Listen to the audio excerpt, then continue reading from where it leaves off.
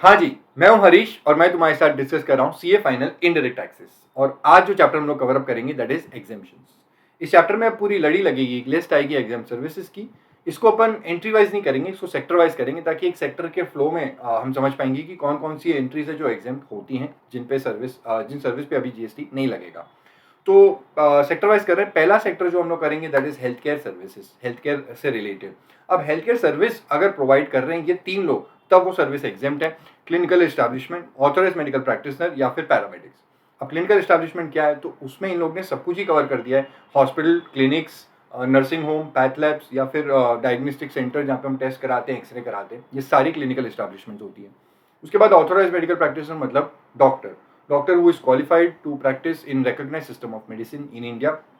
और तीसरे होते हैं पैरामेडिक्स होते हैं ट्रेन स्टाफ, जैसे नर्सिंग स्टाफ, पैथ लैब्स के असिस्टेंट जो होते हैं, फिजियोथेरेपिस्ट, तो ये ट्रेन स्टाफ होते हैं। अदर देन डॉक्टर जो ट्रेन स्टाफ होते हैं पेशेंट की केयर करने के लिए, वो होते हैं पैरामेडिक्स। तो ये तीन अगर हेल्थ केयर सर्विस दे रहे हैं तो वो हेल्थ केयर सर्विस एग्जेम्प्ट होती है। बट हेल्थ केयर सर्विस का भी यहाँ पे डिफाइंड मीनिंग है।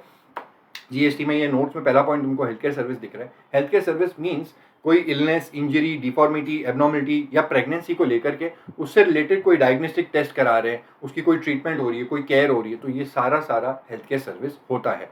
लेकिन in the recognised system of medicine in India. अब recognised system of medicine in India कौन सा है, तो recognised system of medicine in India नीचे पॉइंट बी में लिखा है आयुर्वेदा, एलोपैथी, होम्योपैथी, नेचुरोपैथी, सिद्धा, यूनानी, योगा। ये सारे recognised system of medicine in India है। बट रेकी करके एक ट्रीटमेंट है, but reiki is not recognised system. Reiki की जो ट्रीटमेंट होती है वो टैक्सेबल होती है, ठीक है, तो ये ध्यान रखना। उसके बाद हेल्थ केयर सर्विस में दूसरी बात है कि health care service includes transportation of patient, but it does not include hair transplant, cosmetic और प्लास्टिक सर्जरी। और ये अगर डॉक्टर ये सर्विस दे रहा है तो वो टैक्सेबल होगी।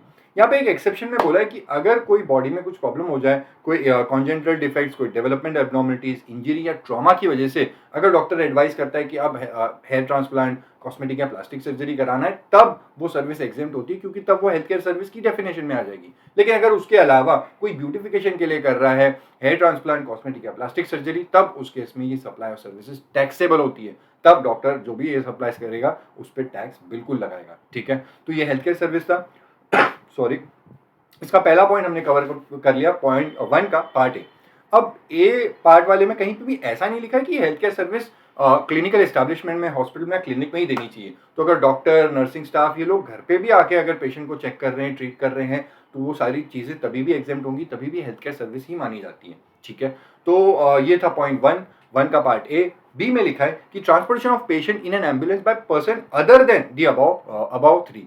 तो अगर ये ऊपर वाले 3 दे रहे हैं ट्रांसपोर्टेशन ऑफ पेशेंट, तो वो तो हेल्थ केयर सर्विस में ही आ जाता है। लेकिन अगर उसके अलावा कोई दे रहा है तभी भी ये ट्रांसपोर्टेशन ऑफ पेशेंट एग्जेम्प्ट होगा, कि नीचे वाले पॉइंट में लिखा है। अब यहाँ पे एक पॉइंट समझना कि अगर ट्रांसपोर्टेशन ऑफ डिसीज्ड पर्सन है तो वो सप्लाई ही नहीं होगा, neither supply of goods not supply of services, ठीक है। क्योंकि सप्लाई की जो शेड्यूल 3 थी, हमने चैप्टर में देखा था सेक्शन 7.2 में, शेड्यूल 3 में बोला कि funeral, burial, crematorium, mortuary including transportation of deceased, ये सप्लाई ही नहीं है, neither supply of goods not supply of services. तो ये बात समझना, ये तुमको अगर कहीं पे क्लिक हो जाए एग्जाम में तो ये बता दिया मैंने तुमको। अब इस पॉइंट से रिलेटेड कुछ सर्कुलर्स है, वो भी क्लियर करवा देता हूँ। Renting of rooms to patients. अब जो पेशेंट हॉस्पिटल में एडमिट होता है उसको एक्चुअली हेल्थ केयर सर्विस दी जाती है, तो यहाँ पे जो प्रीडोमिनेंट सप्लाई है, जो प्रिंसिपल सप्लाई है, वो हेल्थ केयर सर्विस है। And renting of rooms is just a part of composite supply, इसलिए रेंटिंग ऑफ रूम्स भी एग्जेम्प्ट होंगी। सिमिलर वे में फूड सप्लाईज है, तो अगर पेशेंट एडमिट हो रहा है हॉस्पिटल में, उसको हेल्थ केयर सर्विस दी जा रही है, principal supply health care service. अब डॉक्टर के कहने पे अगर उस पेशेंट को फूड सप्लाईज दी जाती है, रिस्ट्रिक्टेड डाइट पर रखा जाता है, तो ये एक तरीके से कॉम्पोजिट सप्लाई है। It is a part of a composite supply, और इसीलिए फूड सप्लाईज टू पेशेंट्स जो एडमिटेड है उनको फूड सप्लाईज की सर्विस भी एग्जेम्प्ट होगी। लेकिन नीचे और एक पॉइंट में उसी में बोला उस सर्कुलर में कि अगर फूड सप्लाईज दिए जा रहे हैं कोई और पेशेंट को जो एडमिटेड नहीं है, या फिर कोई पेशेंट के विजिटर्स हैं, कोई रिलेटिव्स हैं, कोई अटेंडेंट्स हैं, उनको फूड सप्लाईज दिया जा रहा है, तब वो टैक्सेबल होगा।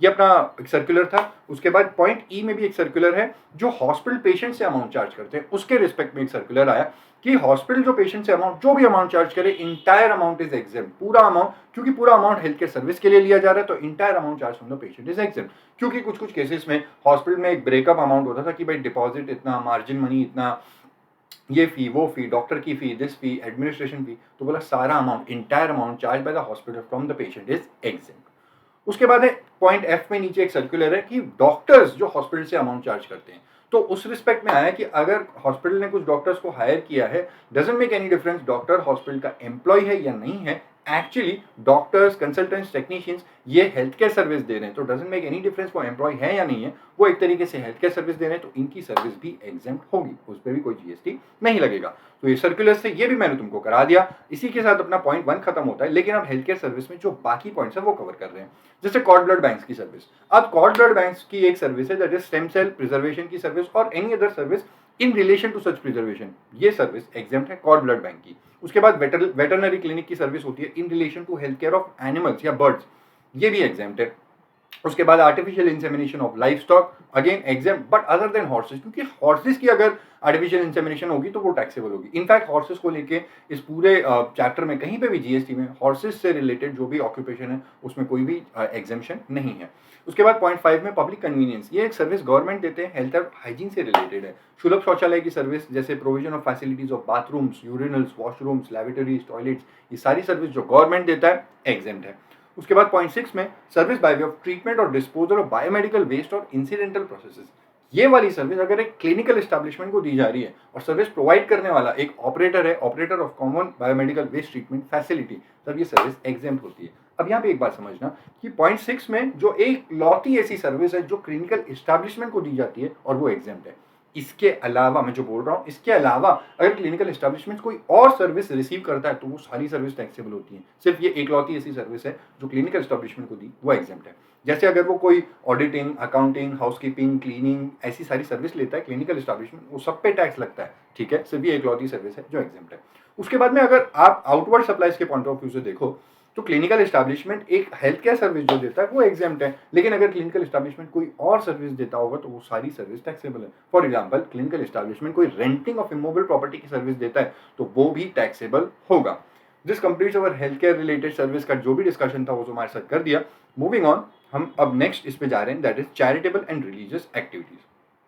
अब चैरिटेबल एंड रिलीजियस एक्टिविटीज में पहला पॉइंट है कि चैरिटेबल एक्टिविटीज अगर कोई प्रोवाइड कर रहा है तो वो एग्जेम्प्ट है, लेकिन चैरिटेबल एक्टिविटीज एक चैरिटेबल एंटिटी जब सर्विस प्रोवाइड करती है तब एग्जेम्प्ट है। अब यहाँ पे दो बात समझना कि चैरिटेबल एंटिटी ऐसी होनी चाहिए विच is registered under section 12A और AB of the income tax act, और चैरिटेबल एक्टिविटीज भी स्पेसिफाइड है, इतना ही स्कोप है, यही चैरिटेबल एक्टिविटीज है। तो अगर चैरिटेबल एंटिटी कोई और काम कर रही है इसके अलावा तो वो चैरिटेबल एक्टिविटीज नहीं माना जाता, उसको टैक्स लगा देंगे, ठीक है। तो ये चार ही चीजें हैं जो चैरिटेबल एक्टिविटीज हैं। इसको रीड करते हैं।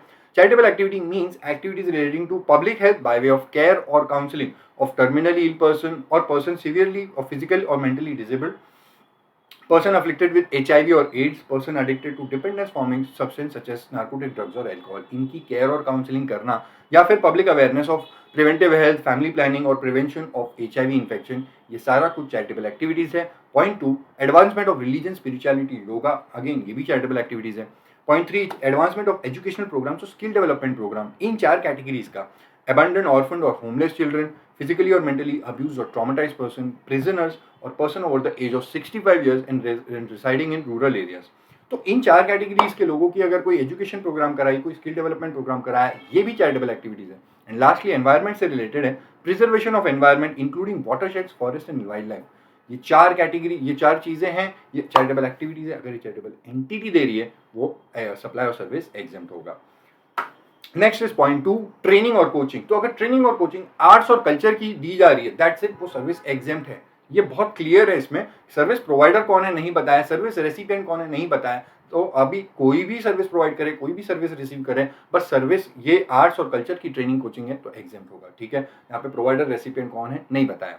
अब पॉइंट बी में जो 2.2 का जो पार्ट बी है वो इंपॉर्टेंट है, क्योंकि स्पोर्ट्स की ट्रेनिंग और कोचिंग का एग्जेम्पशन तभी मिलेगा if the service is provided by a charitable entity which is registered under section 12AA और AB of the income tax act. तो स्पोर्ट्स की ट्रेनिंग और कोचिंग रिस्ट्रिक्टेड है, वो एक ही केस में एग्जेम्पशन मिलता है जब चैरिटेबल एंटिटी देती है, लेकिन आर्ट्स और कल्चर में ऐसा कुछ भी नहीं है। कोई भी सर्विस प्रोवाइड करे, वो सर्विस प्रोवाइड करने पर GST एग्जेम्प्ट है। तो ये पॉइंट 2 करा दिया। उसके बाद पॉइंट 3 में रिहैबिलिटेशन, थेरेपी और काउंसलिंग एंड अदर एक्टिविटीज। अगर ये सर्विस दे रहा है एक रिहैबिलिटेशन प्रोफेशनल दे रहा है, एक मेडिकल एस्टैब्लिशमेंट, एजुकेशन इंस्टीट्यूशन या फिर रिहैब सेंटर में दे रहा है, तो इसकी ये सर्विस एग्जेम्प्ट होगी। उसके बाद है ओल्ड एज होम। अब ओल्ड एज होम जो सर्विस देते हैं अपने रेजिडेंट मेंबर्स को, वो जो भी सर्विस देते हैं वो एग्जेम्प्ट है। बट यहाँ पे जो रेजिडेंट पर्सन, जो एज ओल्ड एज पीपल है, उनकी एज होती है 60 ईयर्स और मोर, और उन्होंने जो कंसिडरेशन दिया है, if that is up to ₹25,000 per member per month, तब ये सर्विस एग्जेम्प्ट होगी। ओल्ड एज होम जो भी सर्विस दे एग्जेम्प्ट होगी। बट ये बात है कि एक तो मॉनिटरी लिमिट देखना कि it is up to ₹25,000 per member per month जो कंसिडरेशन जा रहा है, and that consideration is inclusive of lodging, boarding and maintenance. ठीक है, तो तब ये ओल्ड एज होम की सर्विस एग्जेम्प्ट हो जाती है। बस एक ही कि ओल्ड एज होम ऐसा है which is run by government या फिर चैरिटेबल एंटिटी। पॉइंट 5 है रिलीजियस पिलग्रिमेज। देखो रिलीजियस पिलग्रिमेज दो बताई है इन्होंने, एक हज और दूसरा कैलाश मानसरोवर यात्रा। तो इस रिलीजियस पिलग्रिमेज के रिस्पेक्ट में जो भी सर्विस दी जाएगी वो एग्जेम्प्ट है, अगर सर्विस प्रोवाइड कर रहा है एक स्पेसिफाइड ऑर्गेनाइजेशन, दैट इज हज कमेटी या फिर दूसरा कुमाऊं मंडल विकास निगम लिमिटेड। तो ये अगर सर्विस प्रोवाइड कर रहे हैं रिलीजियस पिलग्रिमेज के, कोई भी सर्विस दे रहे हैं, वो एग्जेम्प्ट है। उसके बाद पॉइंट 6 मस्ट पॉइंट है, वेरी इंपॉर्टेंट मस्ट पॉइंट है, services by person by way of conduct of any religious ceremony. तो पुजारी की सर्विस, पंडित जी की सर्विस, मौलाना साहब की सर्विस या फिर चर्च में फादर की सर्विस, इन सब की सर्विस एग्जेम्प्ट होती है। ये इंपॉर्टेंट पार्ट नहीं है, इसके नीचे वाला जो पार्ट बी है that is important. Renting of precincts of religious place meant for general public. तो मंदिर मस्जिद की उसके आसपास की जो उनकी जगह होती है, प्रिसिंक्ट्स होते हैं, वो अगर रेंट पे दिया जा रहा है, तो वो जो ट्रस्ट उसको मैनेज कर रही है मंदिर मस्जिद को, वो अगर उसको रेंट पे दे रहे हैं तो वो सर्विस एग्जेम्प्ट है, रेंटिंग की सर्विस एग्जेम्प्ट है। But there is not a blanket exemption, यहाँ पे एक मॉनिटरी लिमिट है, and that is very important, इसको अच्छे से याद रखना। रेंटिंग ऑफ रूम्स अगर कर रहे हैं वेयर द चार्जेस आर ₹1,000 और मोर पर डे, तब टैक्सेबल होगा। दूसरा, renting of premises, community halls, Kalyana Mandapam और open area where the charges are ₹10,000 और मोर पर डे, तब टैक्सेबल होगा। और रेंटिंग ऑफ शॉप्स या फिर अदर स्पेसेस फॉर बिजनेस और कॉमर्स पर्पजेस, उसकी अगर रेंटिंग दी जा रही है वेयर द चार्जेस आर ₹10,000 और मोर पर मंथ, तब टैक्सेबल होगा। अब यहाँ पे कुछ बातें समझना कि सबसे पहले तो इन लोग ने ये जो कैटेगरी दी है वो टैक्सेबल की दी है। दैट मीन्स अगर 1,000 और मोर हुआ तब टैक्स लग जाएगा, एग्जैक्ट 1,000 हुआ या एग्जैक्ट 10,000 भी हुआ तब भी टैक्स लगेगा। तो इससे अगर कम हुआ तभी वो चीज़ एग्जेम्प्ट होगी। दूसरी बात, पहले के जो दो केसेस हैं उनमें पर डे का बेसिस लिया है, बट लास्ट वाले केस में पर मंथ का बेस लिया है।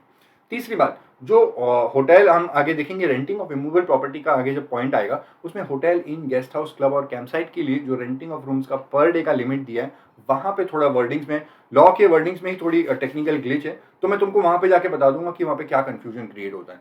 फिलहाल के लिए दिस पॉइंट इज डन। ये जो मॉनिटरी लिमिट्स है इनको याद रखना, this is important. Moving on, charitable sector खत्म होता है, we move to the next sector, that is agriculture related services. ये सेक्टर भी बड़ा इंपॉर्टेंट है, इसमें मैंने पूरे सेक्टर पे ही रेड मार्क करके रखा हुआ है, टिक मार्क करके रखा है, दिस इज इंपॉर्टेंट।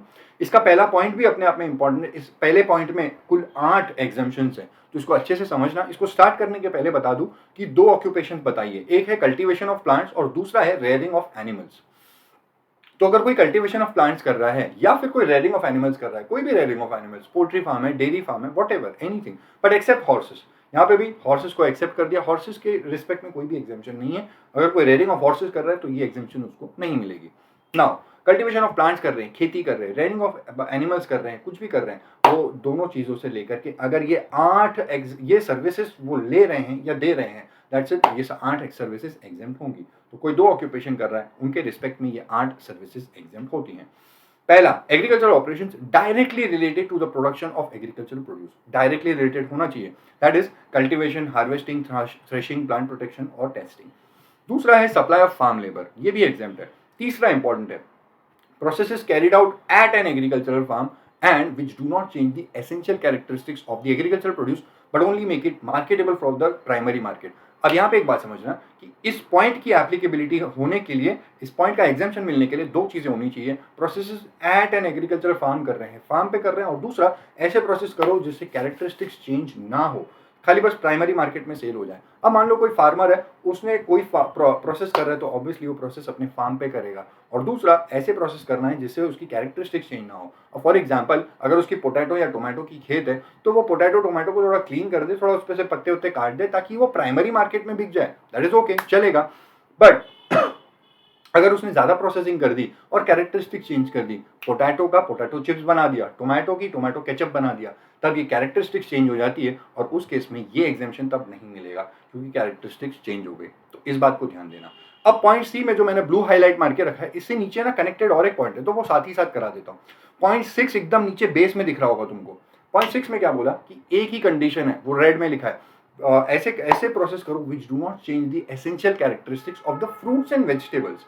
लेकिन यहाँ पे वो नहीं बोला कि करना है एट एन एग्रीकल्चर फार्म। इसका मतलब कि एक बार फार्मर ने वो ग्रो कर दिए फ्रूट्स और वेजिटेबल्स और वो सेल कर दिया, अब वो सप्लाई चेन में, अब कोई होलसेलर हो, ट्रेडर हो, रिटेलर हो, वो सबके लिए एग्जेम्पशन है ये प्रोसेसिंग वाला। बट उनको ये नहीं बोला कि फार्म पे करना है, क्योंकि वो फार्म पे थोड़ी करेंगे, वो तो अपने गोडाउन में करेंगे, अपने जहाँ पे भी उनका वो शॉप है वहाँ पे करेंगे, ट्रेडिंग करेंगे, वहाँ पे करते हैं ये काम। बट कोई भी प्रोसेस करो लेकिन उसकी कैरेक्टरिस्टिक्स चेंज नहीं करना। फॉर एग्जाम्पल, अगर कोई अपने फ्रूट्स बेच रहा है बट फ्रूट्स अभी भी कच्चे हो गए, सॉरी अभी फ्रूट्स अभी रेडी खराब होने वाले हैं, तो उसकी प्री कंडीशनिंग करेगा, प्री कूलिंग करेगा, या फिर कच्चे हैं तो उनकी राइपनिंग करेगा, एप्पल के ऊपर वैक्सिंग करेगा, ठीक है, रिटेल पैकिंग या लेबलिंग करेगा, वो चलता है, उससे उसका कुछ प्रॉब्लम नहीं होगा। उसकी प्रोसेसिंग चेंज मत कर देना, सॉरी उसकी कैरेक्टरिस्टिक्स चेंज मत कर देना। तो अगर मैंगो कच्चा है उसको पका दिया, राइपनिंग कर दिया, चलेगा, एप्पल की वैक्सिंग कर दिया, चलेगा। लेकिन अगर उसकी कैरेक्टरिस्टिक्स चेंज कर दी तभी एग्जाम्पशन नहीं मिलेगा। मैंगो का मैंगो जूस बना दिया तब ये नहीं मिलेगा। तो पॉइंट 6 था, ये उससे कनेक्टेड था, बता दिया। Next is point D, renting of, अब वापस उसमें ही आ गए 1 के डी में। पॉइंट डी में रेंटिंग और लीजिंग ऑफ एग्रो मशीनरी और वेकेंड लैंड। देखो रेंटिंग और लीजिंग, अगर अभी फार्मर कोई फार्मिंग कर रहा है, उसको मशीन चाहिए एग्रो मशीनरी, उसने रेंट पे ले ली, एग्जेम्प्ट है, ठीक है। उसको खेती करने के लिए खेत चाहिए, उसने लैंड लीज पे ले ली, चलेगा, उस पर कोई भी नहीं लगेगा, वो सर्विस एग्जेम्प्ट है। या कोई चलो रेयरिंग ऑफ एनिमल्स कर रहा है, उसने वेकेंट लैंड ले लिया, पोल्ट्री फार्म खोलना है उसको बड़ा सा, तो उसने चलेगा, ऐसे केस में कोई भी जीएसटी नहीं लगेगा, तो ये एग्जेम्प्ट है। पॉइंट डी है, विद और without structure incidental to its use. Next is point E, loading, unloading, packing, storage और warehousing of agriculture produce. This point is very important. इसके पांचों वर्ड याद रखना, लोडिंग, अनलोडिंग, पैकिंग, स्टोरेज और warehousing of agriculture produce.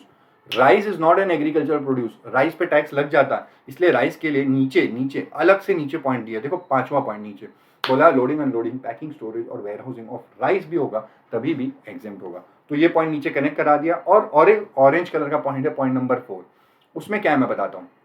Point ई में जो 3 words है ना, लोडिंग, अनलोडिंग, पैकिंग, उसको छोड़ दो। उसके बाद क्या लिखा है, स्टोरेज और वेयरहाउसिंग। स्टोरेज और वेयरहाउसिंग एग्रीकल्चर प्रोड्यूस का कर रहे हैं तब एग्जेम्प्ट है ना, लेकिन उसके अलावा कुछ ऐसे प्रोडक्ट्स हैं जिनको गवर्नमेंट चाह रही थी कि इनको भी एग्जेम्प्ट दिया जाए, इनकी भी स्टोरेज और वेयरहाउसिंग एग्जेम्प्ट करना चाहिए। तो ये पॉइंट 4 उसके लिए बनाए। इसमें कुछ तो एग्रीकल्चर प्रोड्यूस हैं, बट कुछ ऐसी चीजें हैं जो प्रोसेसिंग होने के बाद चेंज हो जाता है कैरेक्टरिस्टिक्स, इसलिए उनको भी डाल दिया। ये स्पेसिफिकली इनके लिए बताया है। अभी 2-3 अटेम्प्ट पहले ही ये पॉइंट ऐड हुआ है, तो एक बार इसको अच्छे से थोड़ा सा एक बार देख लेना, रट्टा मत मारो बट देख लेना अच्छे से। स्टोरेज और वेयरहाउसिंग ऑफ, मैं पॉइंट 4 रीड कर रहा हूँ। स्टोरेज और warehousing of cereals, pulses, fruits, nuts and vegetables, spices, copra, sugarcane, jaggery, raw vegetable fibre such as cotton, flax, jute etcetera, indigo, unmanufactured tobacco, betel leaves, tendu leaves, coffee and tea, इनकी storage और warehousing करने पे भी GST नहीं लगेगा। तो ये point ई के साथ 2 पॉइंट कनेक्टेड है, ये भी बता दिया ऑरेंज वाले हाईलाइटेड पॉइंट से।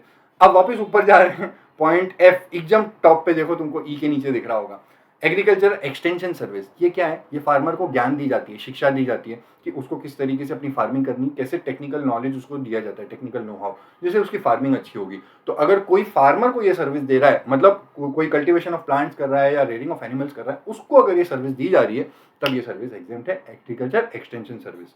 उसके बाद है APMC, service by an APMC, agriculture produce marketing committee.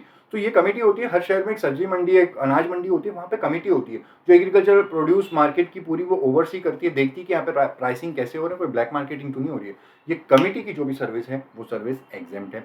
उसी पॉइंट में नीचे लिखा है commission agent of sale, for sale और परचेज ऑफ एग्रीकल्चर प्रोड्यूस, इसकी सर्विस एग्जेम्प्ट है। अगर कोई सेल और परचेज एग्रीकल्चर प्रोड्यूस कर रहा है तो उस कमीशन एजेंट की सर्विसेज एग्जेम्प्ट है। लेकिन लेकिन लेकिन राइस का अगर कमीशन एजेंट होगा तो वो सर्विस टैक्सेबल है। एकदम नीचे देखो, पॉइंट 5 के नीचे नोट डाल के लिखा है, कमीशन एजेंट अगर राइस का होगा तो टैक्सेबल होगा।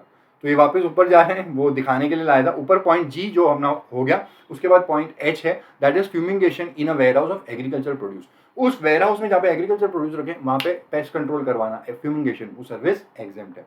उसके बाद पॉइंट 2 में वही रिपीट हो रहा है, मैंने नहीं किया है, वो नोटिफिकेशन में ही रिपीट हुआ है, तो पॉइंट 2 रिपीट है। Point 3 intermediate production process as a job work. तो अभी फार्मर का ये पूरा प्रोसेस है, और उस प्रोसेस में अगर फार्मर ने इंटरमीडिएट प्रोडक्शन प्रोसेस करवाया एक जॉब वर्कर से, इस पूरे प्रोसेस में बीच का काम उसने एक जॉब वर्कर से काम करवा के ले लिया, तो फार्मर ने ये जो सर्विस ली है उस पर जीएसटी नहीं लगेगा, जॉब वर्कर ने ये जो काम करके दिया है उस पर जीएसटी नहीं लगेगा। अब यहाँ पे एक बात समझना कि इसको रिलेटेड सर्कुलर आया, जो मिलिंग इंडस्ट्री, जो पैडी की मिलिंग करती है, वो लोग बोल रहे हैं, मिलिंग वाले मिल जो बोले कि हमको भी ये 0.3 वाला एग्जामेशन चाहिए, हम भी जॉब वर्कर जैसा ही इंटरमीडिएट प्रोडक्शन प्रोसेस करते हैं, उनको ये एग्जामेशन नहीं मिलेगा।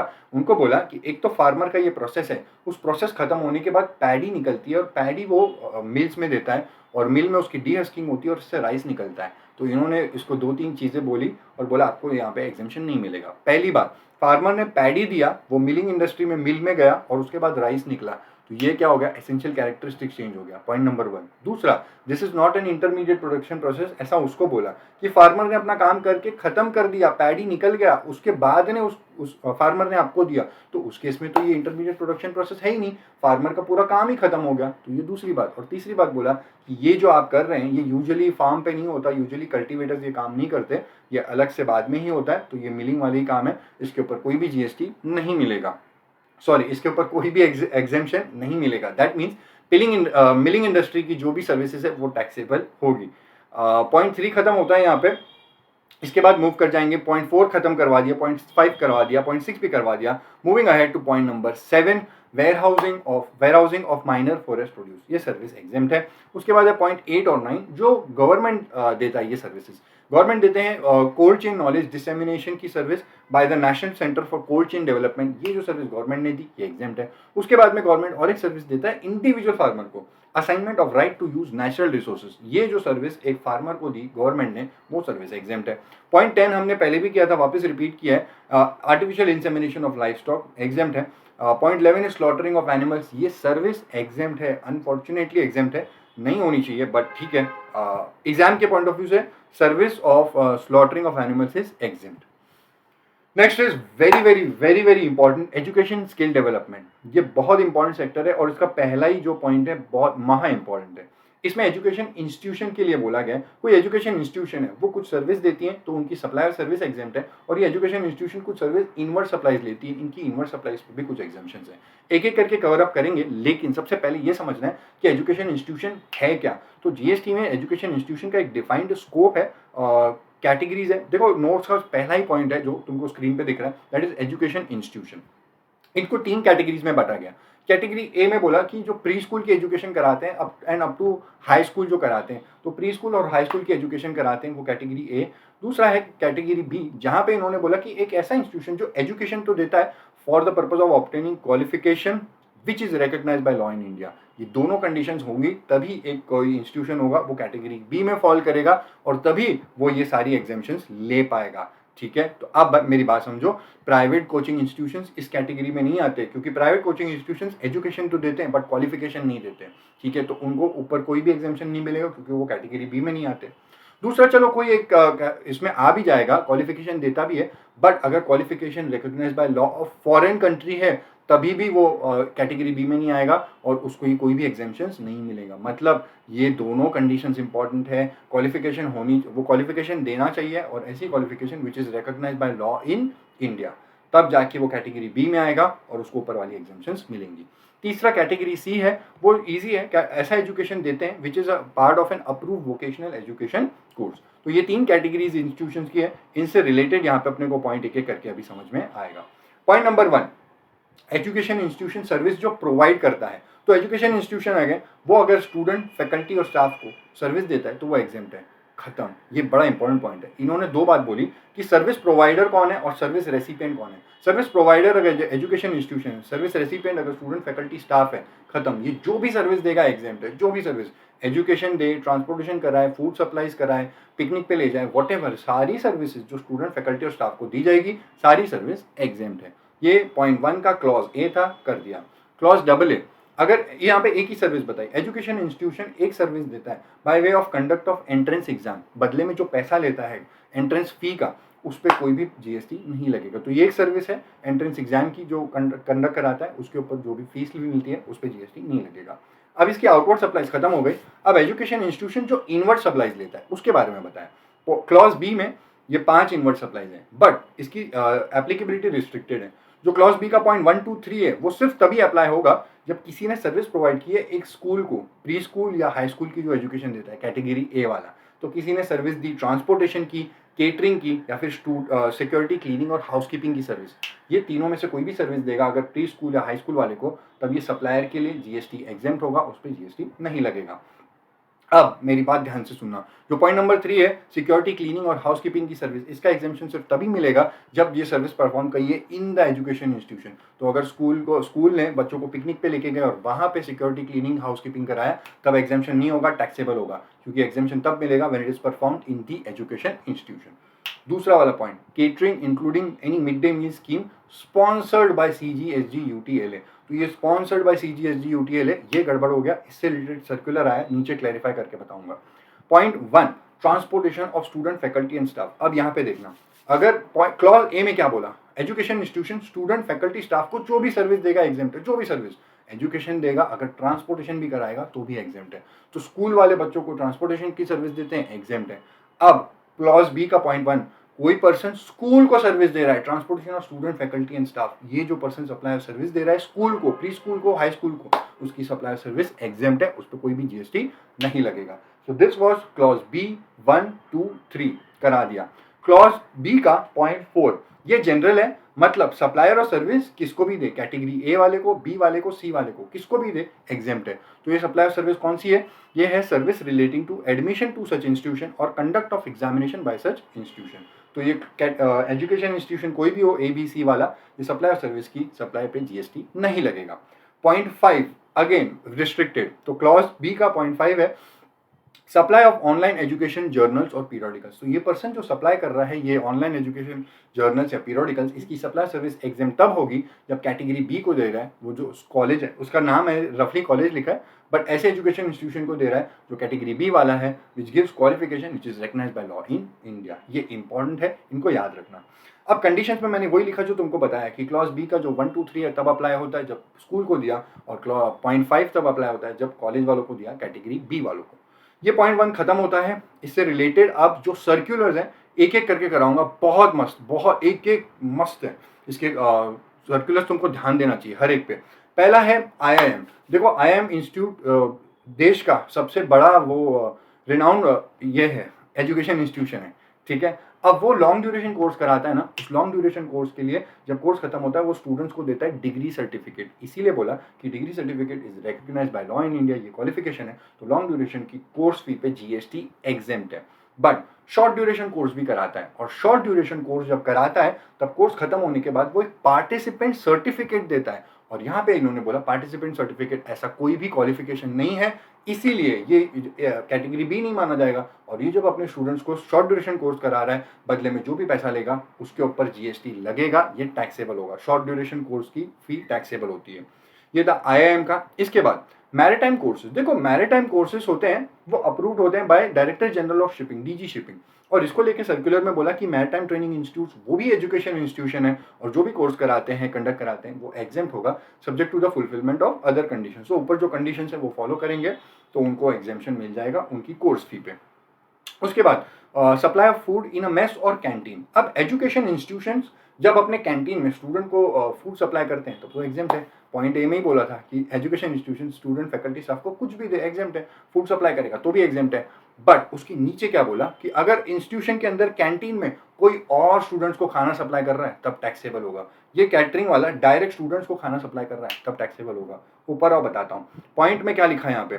पॉइंट बी में लिखा, क्लॉज बी में लिखा केटरिंग की सर्विस, बट केटरिंग की सर्विस स्कूल को दिया तब एग्जेम्प्ट है ना। अब ये केटरिंग वाला डायरेक्ट स्टूडेंट्स को दे रहा है इसलिए टैक्सेबल है, ठीक है। तो चेन मैनेजमेंट होनी चाहिए, ये स्कूल को देगा और स्कूल वाले स्टूडेंट्स को देंगे तब एग्जेम्प्ट है, ठीक है। तो चेन मैनेजमेंट फॉलो करना चाहिए, इसने डायरेक्ट दिया तब टैक्सेबल है। अब क्लॉज बी में पॉइंट नंबर 2 है catering including any mid day meals sponsored by CGSG UT. इसको लेकर के क्लैरिफिकेशन आया पॉइंट 5 में। पॉइंट 5 वाला केटरिंग है, उसमें बोला कि केटरिंग की सर्विस, मिड डे मील की सर्विस प्री स्कूल या हाई स्कूल को दे देगा ना तो एग्जेम्प्ट है। अब बदले में पैसा उसको गवर्नमेंट ग्रांट से आए, कॉर्पोरेट डोनेशन से आए, कहीं से भी आए, कुछ मतलब नहीं पड़ता है। बस केटरिंग की सर्विस अगर स्कूल वालों को दी तो एग्जेम्प्ट है। पैसा कहाँ से आ रहा है, डोनेशन से आ रहा है, कॉर्पोरेट डोनेशन से आ रहा है, कुछ फर्क नहीं पड़ता, फिर भी एग्जेम्प्ट होगा।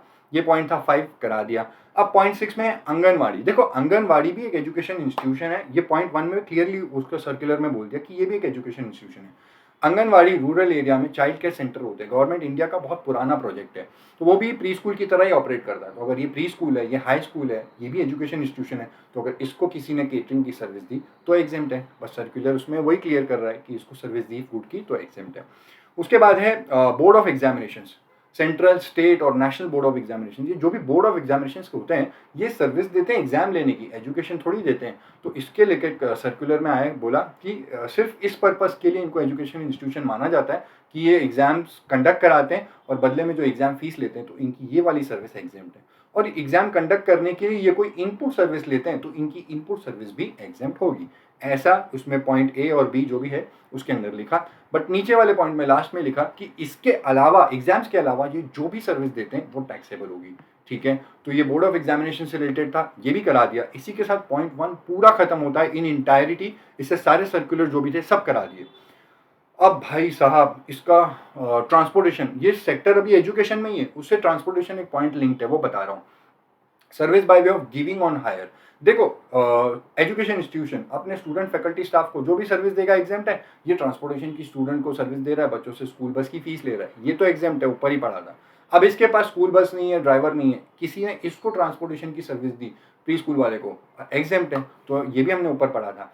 अब ये बंदे के पास में भी स्कूल को सर्विस देने के लिए नहीं है, स्कूल बस नहीं है, तो किसी ने हायरिंग पे इसको दिया है सर्विस, वो एग्जाम्प्ट है। ऐसा पॉइंट 2 में लिखा कि अगर किसी ने इसको हायरिंग पे दिया है school bus for the purpose of transportation of student, faculty and staff given to preschool, high school, तब ये सर्विस जो हायरिंग की सर्विस है वो सर्विस एग्जाम्प्ट होगी। ये पॉइंट 2 था, करा दिया। उसके बाद स्किल डेवलपमेंट। देखो स्किल डेवलपमेंट में बहुत कठिन वर्ड्स है, ये याद रखना डिफिकल्ट है एग्जाम्स के लिए भी, और इस पे do not waste much of your time. इसके पॉइंट 1 और 2 ही इंपॉर्टेंट थे, ये आप लूजली रखो, थोड़ा चलेगा। मेरे साथ एक बार रीड कर लो, बस इसको ही रिवाइज करते रहना, रट्टा मत मारना। पॉइंट 3, इसको बोलते हैं दद्दू जी के योजना, दीनदयाल उपाध्याय ग्रामीण कौशल्य योजना। इस योजना के तहत जो भी ट्रेनिंग प्रोवाइडर सर्विस देते हैं, ऑफरिंग स्किल और vocational training courses, in training providers की सर्विस एग्जाम्प्ट है, क्योंकि ये दद्दू जी के योजना के तहत वो सर्विस दे रहे हैं ट्रेनिंग की। उसके बाद है एनएसडीसी, पॉइंट 4 में है, एक ही वर्ड है, नेशनल स्किल डेवलपमेंट कॉरपोरेशन। तो ये एक इंपॉर्टेंट वर्ड है, इसके अंदर एसएससी है, सेक्टर स्किल काउंसिल, उसके अंदर एक असेसमेंट एजेंसी, उसके अंदर एक ट्रेनिंग पार्टनर्स, तो सब एनएसडीसी और उसके ही बच्चे हैं। ये सर्विस जो दे रहे हैं वो एनएसडीसी का ही कोई कोर्स है, एनएसडीसी का ही कोई प्रोग्राम है, एनएसडीसी का ही कोई स्कीम है, तो उससे रिलेटेड है। एनएसडीसी के बच्चे एनएसडी के कोर्स का, प्रोग्राम का सर्विस दे रहे हैं, तो वो सर्विस एग्जाम्प्ट है। ये पॉइंट 4 है, इसमें एनएसडीसी याद रखना, ऊपर वाले में दद्दू जी के याद रखना, दैट्स इट, तुम्हारा काम हो जाएगा। अब मूव कर जा रहे हैं आगे वाले पॉइंट में। अब आगे पॉइंट है जो point 5, assessment bodies. Assessment bodies जो सर्विस देते हैं by way of assessment under SDI scheme, skill development initiative, in assessment bodies की सर्विस एग्जाम्प्ट है। पॉइंट 6, अगर कोई सर्विस दे रहा है सॉरी, अगर कोई सर्विस दे रहा है गवर्नमेंट को, गवर्नमेंट का कोई ट्रेनिंग प्रोग्राम है और गवर्नमेंट को कोई उस ट्रेनिंग प्रोग्राम के रिस्पेक्ट में सर्विस दे रहा है, तो इस पर्सन ने जो ट्रेनिंग प्रोग्राम की सर्विस दी है वो एग्जाम्प्ट है। अब उस यहाँ पे कंडीशन ये कि गवर्नमेंट अगर 75% और more of the total expenditure bond कर रही है, गवर्नमेंट बेयर कर रही है पूरा 75% खर्चा, तभी इसकी जो सप्लाई सर्विस है वो एग्जाम्प्ट होगी। कंडीशन यही है कि गवर्नमेंट 75% बॉन्ड कर रही है। अब इसके नीचे एक सर्कुलर आया था, सर्कुलर बोला कि गवर्नमेंट का एक स्कीम है जैसे scholarship for student with disabilities, तो ये गवर्नमेंट की ही स्कॉलरशिप दी गई है। अब इस स्कॉलरशिप के उसमें जब कोई इंस्टीट्यूशन एनजीओ सर्विस देता है, ठीक है, एजुकेशन करवाता है, क्योंकि इन डिसेबिलिटीज़ वाले लोगों को, बच्चों को जो स्कॉलरशिप वाला है स्टूडेंट्स, तो उनको कोई इंस्टीट्यूशन एनजीओ सर्विस दे रहा है, तो इंस्टीट्यूशन और एनजीओ की सर्विस एग्जाम्प्ट होगी, उस पर जीएसटी नहीं लगाएगा। द ओनली कंडीशन इज, ये जो स्कीम है, ये जो scholarship of students with disabilities है, इसका टोटल एक्सपेंडिचर अगर गवर्नमेंट बेयर कर रही है, तब उस केस में ये जो भी सर्विस देते हैं एनजीओ और इंस्टीट्यूशन, एजुकेशन वाली सर्विस, इनकी सर्विस एग्जाम्प्ट होगी। ये पॉइंट 6 था, ये करा दिया। मूविंग ऑन, पूरा एजुकेशन सेक्टर खत्म हो जाता है। अब अपन आगे जा रहे हैं और स्पोर्ट्स वाला सेक्टर है, sports, entertainment and event related services. अब यहाँ पे देखो पॉइंट नंबर 1, 2, 3 एकदम लल्लू है। इसमें क्या बोला कि जो इवेंट है, जो प्लेस है, उनकी एंट्री टिकट, ये लोग एंट्री टिकट देते हैं, उस एंट्री टिकट पे जीएसटी नहीं लगेगा, एग्जाम्प्ट है। ठीक है। पॉइंट नंबर 1, कोई म्यूजियम है, नेशनल पार्क है, वाइल्ड लाइफ सेंचुरी है, टाइगर रिजर्व है, जू है, ठीक है, इनकी एंट्री टिकट पे जीएसटी नहीं लगेगा। पॉइंट नंबर 2, कोई प्रोटेक्टेड मॉन्यूमेंट है which is declared as such under the ancient monuments और archaeological sites and remains act या फिर एनी अदर स्टेट एक्ट का नाम नहीं याद रखना, मत करो, don't attempt, don't waste time. Protected monument या ऊपर वाले 5 के इसमें जो भी एंट्री टिकट है उसमें जीएसटी नहीं लगेगा। कोई भी टिकट का वैल्यू हो, 10 रुपये हो, 100 रुपये हो, 500 रुपये हो, 1000 रुपये हो, 2000 रुपये हो, कोई मॉनिटरी लिमिट नहीं है पॉइंट नंबर 1 और 2 के लिए, जीएसटी नहीं लगेगा, कितना भी टिकट होने दो। बट पॉइंट 3 के लिए बोला कि ये जो फॉलोइंग इवेंट्स और प्लेसेस हैं जो नीचे पॉइंट 3 में लिखे हुए ABCD में, उन इवेंट्स और प्लेसेस की जो एंट्री टिकट है, if it is up to ₹500 per person, तब जीएसटी नहीं लगेगा। लेकिन अगर 500 से ज्यादा हो गया, 600 रुपए की टिकट है, तब उस 600 रुपए पे, पूरे 600 रुपए पे जीएसटी लगेगा। इसको ध्यान देना, पॉइंट 3 में मॉनिटरी लिमिट है, ये याद करना है। यस, ABCD ये सारा आपको याद करना है, बिकॉज इसके ऊपर कभी कभी केस बन जाते हैं। इन इवेंट्स की अगर टिकट होती है अप टू 500 पर पर्सन, तब जीएसटी नहीं लगेगा। कौन से है मैं पढ़ रहा हूँ, ये फॉलोइंग इवेंट्स और प्लेसेस जो ABCD। ए में लिखा है सर्कस, डांस और थिएट्रिकल परफॉर्मेंस इंक्लूडिंग ड्रामा और बैले। बी में लिखा है award function, concert, pageant, musical performance और any other sporting event other than a recognised sporting event. और पॉइंट सी में है recognised sporting event. And lastly है प्लैनेटोरियम। तो इन लोकेशंस की, इन इवेंट्स की, इन प्लेसेस में जो भी एंट्री टिकट है जीएसटी नहीं लगेगा अगर वैल्यू है अप टू ₹500। 500 हुआ तो भी चल जाएगा। उसके बाद परफॉर्मेंस बाय एन आर्टिस्ट। अब इवेंट को कोई सर्विस दे रहा है, ये आर्टिस्ट क्या कर रहा है, यहाँ पे आके परफॉर्म कर रहा है और ये पैसे लेके जा रहा है, तो इसने जो भी सप्लाई सर्विस दी है, इसकी सप्लाई सर्विस पे जीएसटी नहीं लगेगा। तो आर्टिस्ट कौन कर रहा है, आर्टिस्ट है वो परफॉर्म कर रहा है इन फोक और क्लासिकल आर्ट फॉर्म्स, ये याद रखना। वो फोक और क्लासिकल आर्ट फॉर्म्स में अपनी परफॉर्मेंस दे रहा है, म्यूजिक करे, डांस करे, थिएटर करे, ये जो परफॉर्मेंस दे रहा है, और बदले में अगर ये कंसिडरेशन ले रहा है अप टू ₹1,50,000, तब जीएसटी नहीं लगेगा। तो दोनों चीजें होनी चाहिए, ये फोक और क्लासिकल आर्ट फॉर्म्स में अपना परफॉर्मेंस दे रहा है, और दूसरा ये पैसे ले रहा है अप टू ₹1,50,000, तब जीएसटी नहीं लगेगा। अगर इसने 2 लाख रुपए चार्ज कर लिए, तब उस पूरे 2 लाख पे जीएसटी लगेगा। ऐसे नहीं आप 1.5 लाख का बेनिफिट ले लो और 50,000 पे जीएसटी, अब उस केस में पूरे 1.5 लाख पे जीएसटी लगेगा। लेकिन नीचे एक पॉइंट में बोला कि अगर वो ब्रांड एम्बेसडर की तरह सर्विस दे रहा है, मतलब वो आर्टिस्ट है, एक ब्रांड एम्बेसडर की तरह आके यहाँ पे अपना परफॉर्मेंस दे रहा है, तब उसकी परफॉर्मेंस पे जीएसटी लगेगा। वो जो भी कंसिडरेशन चार्ज करे जीएसटी लगेगा। यहाँ पे 1.5 लाख नहीं अब कंसिडर करना, कोई फोक क्लासिकल कुछ नहीं कंसिडर करना, वो आए जो कुछ भी करे, जो अमाउंट चार्ज करे, उस पूरे अमाउंट पे जीएसटी लगेगा, अगर वो ब्रांड एम्बेसडर की तरह आके परफॉर्म कर रहा है। पॉइंट 5 है रिकॉग्नाइज स्पोर्ट्स बॉडी। देखो, रिकॉग्नाइज स्पोर्ट्स बॉडी में कोई 5 लोग अगर आके, कोई इंडिविजुअल इंसान है, वो 5 लोग अपनी सर्विस दे रहे हैं, ये पांचों के नाम बिल्कुल आपको याद रखने हैं। इंडिविजुअल है, कोई प्लेयर है, कोई रेफरी है, कोई अंपायर है, कोच या टीम मैनेजर, ये लोग जब अपनी सर्विस देते हैं by way of participation in the event which is organised by the recognised sports body, तो इन 5 लोगों की जो सप्लाई सर्विस है उस पर जीएसटी नहीं लगेगा। यहाँ पे कोई मॉनिटरी लिमिट भी नहीं है, तो भाई कोई भी कितने भी अमाउंट का ये कंसिडरेशन चार्ज करे, जीएसटी नहीं लगेगा। यहाँ पे कमेंटेटर नहीं लिखा है, तो कमेंटेटर अगर अपनी सर्विस देता है तो टैक्सेबल होगा। उसका 5 का पॉइंट बी में लिखा है कि अगर कोई रिकॉग्नाइज स्पोर्ट्स बॉडी दूसरी रिकॉग्नाइज स्पोर्ट्स बॉडी को सर्विस दे रहा है, तो वो सर्विस एग्जेम्प्ट है, उसको कोई भी जीएसटी नहीं लगेगा। अपना पॉइंट 5 भी खत्म हुआ, अब आगे बढ़ रहे हैं। इसके बाद में है स्पॉन्सरशिप की सर्विस। देखो, स्पॉन्सरशिप मैं जनरली बता रहा हूँ, स्पॉन्सरशिप की सर्विस टैक्सेबल होती है जनरली, और बहुत बड़ी इंडस्ट्री और बहुत बड़े बड़े अमाउंट का यहाँ पे टैक्सेशन होता है। फॉर एग्जाम्पल, कोई स्पोर्टिंग इवेंट हो रहा है, ये लोग स्पॉन्सरशिप की सर्विस देते हैं, उसकी एडवर्टीजमेंट करते हैं। मान लो MRF टायर है, ठीक है, तो MRF की स्पॉन्सरशिप करेंगे, सर्विस देंगे उसको, और MRF यहाँ पे स्पॉन्सर का अमाउंट देगा, मान लो 1 करोड़ रुपए, तो ये 1 करोड़ प्लस जीएसटी का यहाँ पे इनवॉइस देंगे, और वो 1 करोड़ प्लस जीएसटी देगा। आप कंसिडर कर रहे हैं कि ये फॉरवर्ड चार्ज वाला केस है। Now coming back to this topic, अगर कोई स्पोर्टिंग इवेंट है जो इन्होंने ऑर्गेनाइज किया है, ये पॉइंट 1 2 3 4 जो तुमको ABCD जो है ना, इन लोगों ने ऑर्गेनाइज किया, तब ये जो भी स्पॉन्सरशिप की सर्विस दें उस पर जीएसटी नहीं लगेगा। मान लो MRF कोई सर्विस दिया, MRF जो भी पैसा देगा उस पर जीएसटी देने की जरूरत नहीं है, तो 1 करोड़ का इनवॉइस 1 करोड़ आएगा, उसके ऊपर कोई भी जीएसटी नहीं लगेगा, अगर इवेंट इन लोगों ने स्पॉन्सर किया है। कौन से स्पॉन्सर किए? ये लोग, 5 लोग। अब इनका नाम बिल्कुल भी याद रखने की जरूरत नहीं है, कोई जरूरत नहीं है, मैं बस रीड कर रहा हूँ, मेरे साथ एक फ्लो में रीड कर लो, कुछ भी इतना बहुत कठिन नाम है, मत याद करो इसको, ठीक है। If the event is organized by a national sports federation or its affiliated federations where the participating teams or individuals represent any district, state, zone or country, where the event is organized by Association of Indian Universities, Inter-University Sports Board, School Games Federation of India, All India Sports Council for the Deaf, Paralympic Committee or of India or any Sports Olympic Bharat. या फिर सी में लिखा है, if it is organized by the Central Civil Services Cultural and Sports Board, or if it is organized by the Indian Olympic Association as a part of National Games, or if it is organized under the panchayat युवा क्रीड़ा और खेल अभियान scheme. तो अगर ये लोग organise कर रहे हैं, इनकी स्पॉन्सरशिप पे सर्विस पे जीएसटी नहीं लगेगा, एग्जेम्प्ट है। भाई ये इसके बाद खत्म हो रहा है फुटबॉल इवेंट्स। देखो फुटबॉल इवेंट्स, ये सारे इवेंट्स आउटडेटेड हो गए हैं, तो आपके एग्जाम्स के लिए इनकी रेलेवेंस बिल्कुल नील के आसपास है। मैं फ्लो में बता दे रहा हूँ, बट इनको मत रखो, ठीक है, दिमाग में। 7, 8, 9 जो पॉइंट्स है, उसमें जो फीफा की जो मैच होती है एएफसी की, उनकी एंट्री टिकट पे जीएसटी कोई नहीं लगेगा, एंट्री टिकट पे जीएसटी एग्जेम्प्ट है।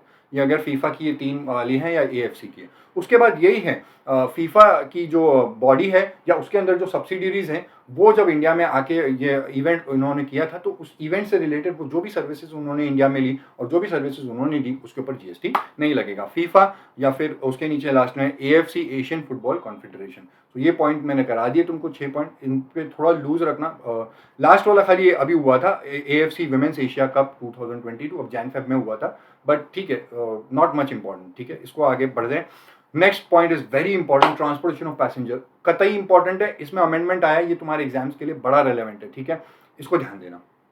ट्रांसपोर्टेशन ऑफ पैसेंजर, अगर ट्रांसपोर्टेशन ऑफ पैसेंजर हो रहा है विद और विदाउट अकम्पनीड बिलोंगिंग्स, और अगर ये फॉलोइंग मोड ऑफ ट्रांसपोर्ट से हो रहा है, अगर रेलवे से हो रहा है other than first class and AC coach, तब टैक्सेबल है, क्योंकि फर्स्ट क्लास और एसी कोच से अगर हो रहा है तो ट्रांसपोर्टेशन ऑफ पैसेंजर की टिकट पे जीएसटी लगता है। उसके बाद में मेट्रो, मोनोरेल और ट्रैमवे से अगर ट्रांसपोर्टेशन है एग्जेम्प्ट है। इनलैंड वाटरवे से हो रहा है एग्जेम्प्ट है। Public transport in a vessel between places located in India, तब एग्जेम्प्ट है। बट अगर वेसल ऐसी है which is predominantly for tourism purpose, तब टैक्स लगता है। अब आप समझना कि वेसल मूव कर रहा है टूरिज्म पर्पस के लिए, तब उसकी सारी टिकट्स पे जीएसटी लगता है। उसमें ऐसा नहीं है कि अगर आप ट्रांसपोर्टेशन के लिए जा रहे हो, आप तो यहाँ पे ट्रांसपोर्ट कर रहे हो, doesn't make any difference. Vessel का पॉइंट ऑफ व्यू है, vessel is moving for tourism purposes, उसकी सारी टिकट पे जीएसटी लगेगा। उसके बाद पॉइंट ई है, पॉइंट ई से लेकर के यहाँ पे पॉइंट ई के रिस्पेक्ट में यहाँ पे अमेंडमेंट आया है, ये एक तरीके से एक एडिशन हुआ है, तुम्हारे इंसर्ट हुआ है इस पॉइंट का। अब metered cab, auto rickshaw, E rickshaw, इनमें ट्रांसपोर्टेशन ऑफ पैसेंजर की सर्विस पहले भी एग्जाम थी, अभी भी एग्जाम्प्ट है, पहले भी एग्जाम थी, अभी भी एग्जाम्प्ट है। द ओनली डिफरेंस इज, पहले इस केस में यहाँ पे ऐसा कुछ नहीं। अब ये पॉइंट इंसर्ट हुआ है कि अगर अभी ऐसा हो रहा है कि ये service meter cab, auto rickshaw, E rickshaw की सर्विस ईसीओ के थ्रू दी जा रही है, रेसिपेंट ने बुकिंग की है ईसीओ के थ्रू, तब उस केस में इस चीज पे टैक्स लगेगा। बट ईसीओ ही टैक्स पे करने के लिए लायबल होता है, ऐसे section 95 of the CGST act में लिखा हुआ है। तो यहाँ पे इनको, सप्लायर को, रेसिपेंट को कोई भी टैक्स पे करने की जरूरत नहीं है, ठीक है। अगर ईसीओ से दिया जा रहा है तब ईसीओ ही टैक्स पे करने के लिए लायबल होगा। बट दिस इज एक्सेप्शनल, अगर कोई metered cab, auto rickshaw, E rickshaw ऐसे हाथ रुका के उसमें ट्रांसपोर्टेशन ऑफ पैसेंजर कर रहा है, तब एग्जेम्प्ट है। बट अगर ईसीओ के थ्रू दिया गया तब टैक्सेबल होता है। ये पॉइंट सिर्फ ई के लिए आया है, बाकी ऊपर वाले चारों के लिए नहीं आया। तो एक बार इसको रीड कर लो, खत्म है। उसके बाद पॉइंट 2 है, पॉइंट 2 में भी अमेंडमेंट है, सिमिलर अमेंडमेंट है। ट्रांसपोर्टेशन ऑफ पैसेंजर विद और विदाउट अकम्पनीड बिलोंगिंग्स, अगर इन 3 मोड ऑफ ट्रांसपोर्ट से हो रहा है। पहला, एयरवे से हो रहा है and the passenger is embarking और terminating at an airport which is located at the specified locations. तो कोई पैसेंजर एम्बार्क कर रहा है, टर्मिनेट कर रहा है ऐसे एयरपोर्ट्स पे जो यहाँ पे लोकेटेड है, उनकी ऐसे पैसेंजर की जो एयर टिकट है उस पर जीएसटी एग्जेम्प्ट होगा। अब ये कौन सी लोकेशन है? अरुणाचल प्रदेश, असम, मणिपुर, मेघालय, मिजोरम, नागालैंड, सिक्किम, त्रिपुरा या फिर एक बागडोगरा करके वेस्ट बंगाल में। तो इन लोकेशंस पे से कोई पैसेंजर चढ़ रहा है, उतर रहा है, उसकी फ्लाइट टिकट पे जीएसटी एग्जेम्प्ट है। उसके बाद आया point B, non AC contract carriage other than radio taxi. तो रेडियो टैक्सी तो टैक्सेबल है क्योंकि वो ईसीओ के थ्रू जाता है, तो उसको छोड़ दो। उसके अलावा नॉन एसी कॉन्ट्रैक्ट कैरेज में कोई ट्रांसपोर्टेशन ऑफ पैसेंजर कर रहा है, उसकी पैसेंजर ट्रांसपोर्टेशन की सर्विस पे जीएसटी एग्जेम्प्ट है। बट अगर नॉन एसी कॉन्ट्रैक्ट कैरेज है टूरिज्म के लिए, कंडक्टेड टूर के लिए, चार्टर या किसी ने उसको हायर पे ही ले लिया पूरा का पूरा, तब उस केस में वो टैक्सेबल हो जाएगा। तो ये 4 स्पेसिफिक नाम याद रखना, टूरिज्म, कंडक्टेड टूर, चार्टर और हायर, उसके केस में नॉन एसी कॉन्ट्रैक्ट कैरेज पे टैक्स लगता है। उसके बाद हम जा रहे हैं पॉइंट सी पे, स्टेज कैरेज। स्टेज कैरेज में ट्रांसपोर्टेशन ऑफ पैसेंजर एग्जेम्प्ट है, but other than AC stage carriage, because AC stage carriage की ट्रांसपोर्टेशन ऑफ पैसेंजर टैक्सेबल होती है। अब मेरी बात समझना, यहाँ पे इससे रिलेटेड ही अमेंडमेंट आया है और जैसा ऊपर था वैसे ही आया है। मैं वापस बोल रहा हूँ, नॉन एसी कॉन्ट्रैक्ट कैरेज में या फिर स्टेज कैरेज में ट्रांसपोर्टेशन ऑफ पैसेंजर की सर्विस पहले भी एग्जेम्प्ट थी, अभी भी एग्जेम्प्ट है, पहले भी एग्जेम्प्ट थी, अभी भी एग्जेम्प्ट है। The only thing is, point insert हुआ है और उस पॉइंट में बोला गया कि अगर ये नॉन एसी कॉन्ट्रैक्ट कैरेज या स्टेज कैरेज की बुकिंग ईसीओ से हुई है, रेसिपिएंट ने उसकी बुकिंग ईसीओ से की है, सर्विस ईसीओ के थ्रू हुई है, ऐसे केस में ईसीओ ही टैक्स पे करेगा, टैक्सेबल है और ईसीओ ही टैक्स पे करेगा। इस सप्लायर को, इस रेसिपिएंट को कोई भी टैक्स पे करने की जरूरत नहीं है। ये पॉइंट बी और सी के लिए आया है, एयरवेज के लिए नहीं आया है। ठीक है, तो यही पॉइंट था, इसमें कोई ज़्यादा प्रॉब्लम नहीं है। वही मैंने बताया ना कि नॉन एसी कॉन्ट्रैक्ट कैरेज रुका के, स्टेज कैरेज रुका के आप अगर आप उसमें ट्रैवल कर रहे हैं तो उस पर कोई भी जीएसटी नहीं लगेगा, बट अगर ईसीओ से बुकिंग हुई है तब उस केस में टैक्स लगेगा एंड ईसीओ ही टैक्स पे करेगा। ये पॉइंट खत्म कर दिया मैंने। उसके बाद पॉइंट 3 में आ रहे हैं। देखो पॉइंट 3 में आरसीएस एयरपोर्ट है, रीजनल कनेक्टिविटी स्कीम एयरपोर्ट। ये गवर्नमेंट की एक स्कीम है, उड़ान है उसका नाम, ठीक है, उड़े देश का आम नागरिक। इस स्कीम में क्या हुआ था, सेंट्रल गवर्नमेंट ने एयर ऑपरेटर्स के साथ में कॉन्ट्रैक्ट किया, ठीक है, एयर ऑपरेटर, इनका बड़ा बड़ा कॉन्ट्रैक्ट हुआ। बोला कि ऐसे एयरपोर्ट्स पे आप अपनी फ्लाइट लैंड कराओ, टेक ऑफ कराओ, अलग अलग रूट्स पे यहाँ पे फ्लाइट मूव कराओ, उसमें आप पैसेंजर की टिकट क्या करना, सब्सिडाइज रेट पे रखना। तो अगर 10,000 की टिकट है आप 4,000 में सेल करो, उसमें पैसेंजर कम टिकट रहेगी तो ट्रैवल करेंगे।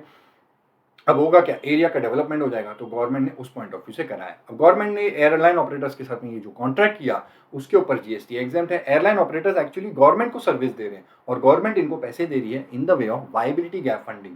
ये जो पैसेंजर से तो कम पैसा लिया, बाकी जो पैसा चाहिए था वो गवर्नमेंट ने दिया, लेकिन एक लमसम अमाउंट दिया। इसने सर्विस दी गवर्नमेंट को, एयरलाइन ऑपरेटर्स ने, और गवर्नमेंट ने पैसे दिए। वायबिलिटी गैप फंडिंग ये लमसम अमाउंट था, इसके ऊपर कोई भी जीएसटी नहीं लगेगा। बट लेकिन यहाँ पे एक बात समझना कि ये एग्जामेशन लाइफ टाइम नहीं रहेगा। ये एग्जामेशन नीचे पॉइंट में बोला कि ये सिर्फ 3 साल के लिए रहेगा। जिस दिन से वो एयरपोर्ट, आरसीएस एयरपोर्ट पे ऑपरेशंस कमेंस हुए, उस दिन एयरपोर्ट के वहां से कमेंसमेंट के वहां से 3 साल तक ही एग्जामेशन मिलेगा, उसके बाद में एग्जामेशन नहीं मिलेगा।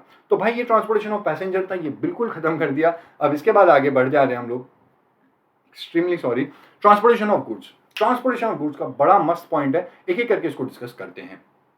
पहला पॉइंट है, ट्रांसपोर्टेशन ऑफ गुड्स अगर हो रहे हैं by road other than GTA या फिर कुरियर एजेंसी की सर्विस, जीटीए की और कुरियर एजेंसी की छोड़ दो, उसके बाद में अगर कोई बाय रोड कर रहा है तो वो ट्रांसपोर्टेशन एग्जेम्प्ट है। अगर आपने किसी इंडिविजुअल ट्रक ऑपरेटर को पकड़ा और उससे ट्रांसपोर्टेशन ऑफ गुड्स कराए तो वो एग्जेम्प्ट है। और दूसरा, अगर बाय इनलैंड वाटरवेज ट्रांसपोर्टेशन करा रहे हैं तो वो भी ट्रांसपोर्टेशन ऑफ गुड्स के ऊपर जीएसटी नहीं लगेगा। अब यहाँ पे पॉइंट 1 का एनालिसिस समझो। जीटीए को यहाँ से एक्सक्लूड कर दिया, लेकिन जीटीए के लिए नीचे वापस अलग से उन्होंने दिया है कि जीटीए के लिए एग्जेम्पशंस है, बट कुरियर एजेंसी के लिए नीचे कहीं कोई भी एग्जामेशन नहीं है। तो कुरियर एजेंसी को यहाँ से एक्सक्लूड करके बोल दिया कि कुरियर एजेंसी की ट्रांसपोर्टेशन ऑफ गुड्स की सर्विसेज पूरी टैक्सेबल है, उसके ऊपर कोई भी एग्जामेशन नहीं है। इसको याद रखना। जीटीए के लिए नीचे एग्जामेशन है, वो बताऊंगा। अब नेक्स्ट पॉइंट हम लोग डिस्कस कर रहे हैं, transportation of goods from a place outside India. बाहर से गुड्स आ रहे हैं up to the custom station of clearance in India.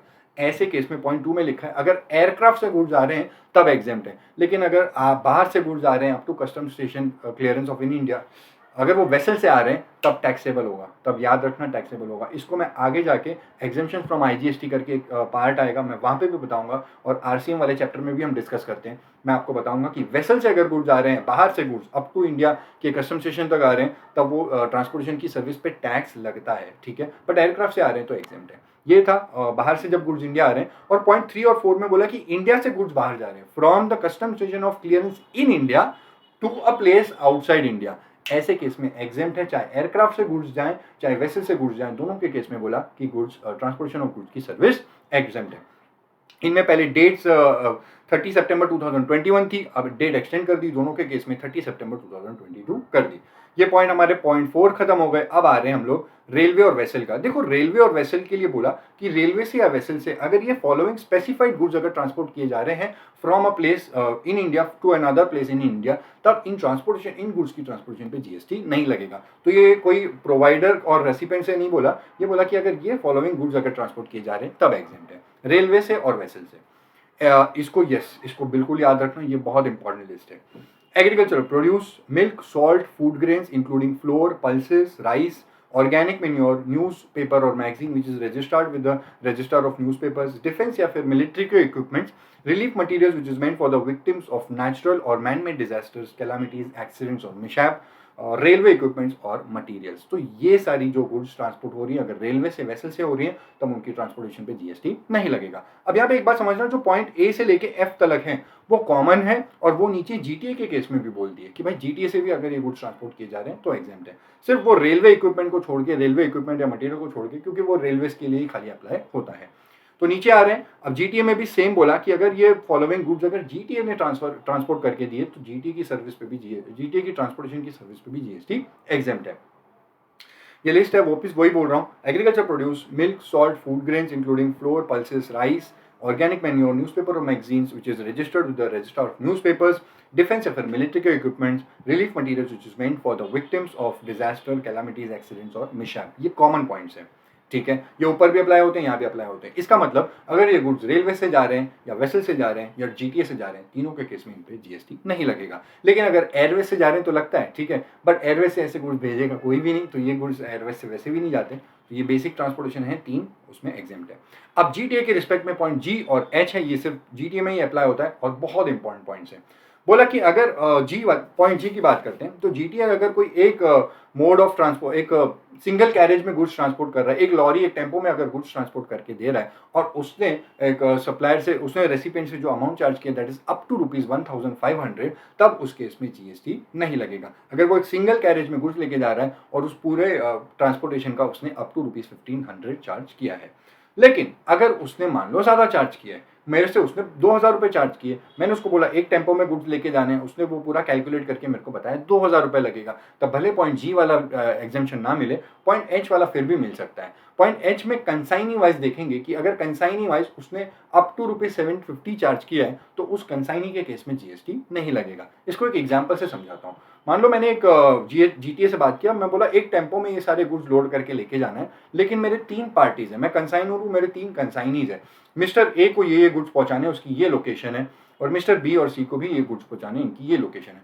बोला मिस्टर ए के लिए मैं 1,000 रुपीज़ लूंगा और मिस्टर बी और सी के लिए, दोनों के लिए मिला के 500 ईच. तो अब टोटल उसने 2,000 रुपये ले लिए, लेकिन कंसाइनी वाइज का बेनिफिट मिल सकता है. कंसाइनी वाइज उसने मिस्टर बी और मिस्टर सी के लिए जो गुड्स पहुंचाने के लिए बोला अप टू ₹750 तक रहेगा, तो ठीक है ना, तो उसने 500 चार्ज किया. ऐसे केस में मिस्टर बी और सी के लिए मैं एग्जेम्पशन क्लेम कर सकता हूँ. बस सिर्फ मिस्टर ए के लिए, क्योंकि कंसाइनी वाइज 750 से ज़्यादा चार्ज किया है, अब मिस्टर ए के लिए जो उसने ट्रांसपोर्टेशन ऑफ गुड्स किए उस पर टैक्स लगेगा. तो अब यहाँ पे उसने जो 1,000 रुपये मुझे लिए, उस 1,000 रुपये पे उसने टोटल 2,000 लिए, लेकिन टैक्स खाली लगेगा 1,000 के ऊपर, दैट इज मिस्टर ए के केस में. ठीक है, तो ये पॉइंट था, मैंने करा दिया. अब इससे रिलेटेड कुछ इलस्ट्रेशन है, आप 2 इलस्ट्रेशन है जो पॉइंट जी और एच पूरा एक्सप्लेन करते हैं. तो आप एक बार इस स्क्रीन को पॉज करके ये इलस्ट्रेशन रीड कर लो, तो तुम्हारा पॉइंट जी और एच क्लियर हो जाएगा. सो ये मैंने पॉइंट जी और एच का जो इलस्ट्रेशन बनाया, ये एक बार देख लो पॉज करके. मैं आगे मूव करता हूँ, बाकी पॉइंट्स तुम्हारे साथ डिस्कस कर लेता हूँ. अब पॉइंट 7, 8 बहुत इंपॉर्टेंट है, बहुत अति लेवल की, ये आरसीएम चैप्टर में भी काम आता है.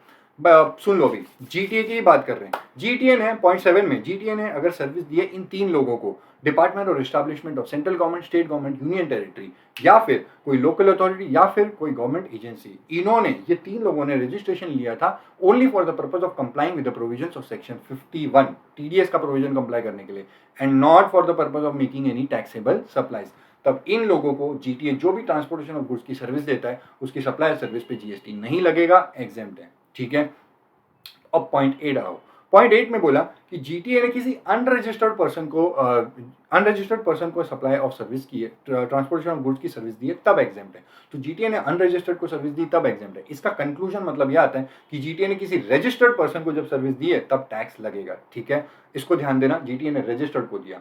उसके बाद ये पॉइंट खुद ही आगे तुमको लेके जाएगा. Service provide by GTA to unregistered person is exempt but except in the following recipients, मतलब फॉलोइंग केसेस में टैक्स लगेगा. तो जीटीए ने इन 6 लोगों को दिया, प्लस एक मैंने बताया था तुमको कि वो रजिस्टर्ड पर्सन को देता है. तो ये 7 लोगों को जब जीटीए सर्विस देता है तब वो टैक्सेबल होती है, ठीक है. तो ये नीचे ब्रैकेट में तुमको दिख रहा है, ये याद करना है, यस, वेरी इंपॉर्टेंट. जीटीए ने सर्विस दी किसी any factory which is registered under factories act, society registered under societies act, cooperative society establish under any law, body corporate establish under any law, partnership firm whether registered or not under any law including AOP, and lastly casual taxable person which is registered under GST. तो ये 6 specified लोग हैं और 7वां कोई भी registered person, इसके अलावा कोई भी जीएसटी में रजिस्टर्ड पर्सन होगा, जीटीए जब इनको सर्विस देता है तब टैक्सेबल होता है. जीटीए ने किसी अनरजिस्टर्ड पर्सन को सर्विस दी तो वो एग्जेम्प्ट होगा, बट एक्सेप्ट ये 7, इन 7 के केस में तो टैक्स लगेगा.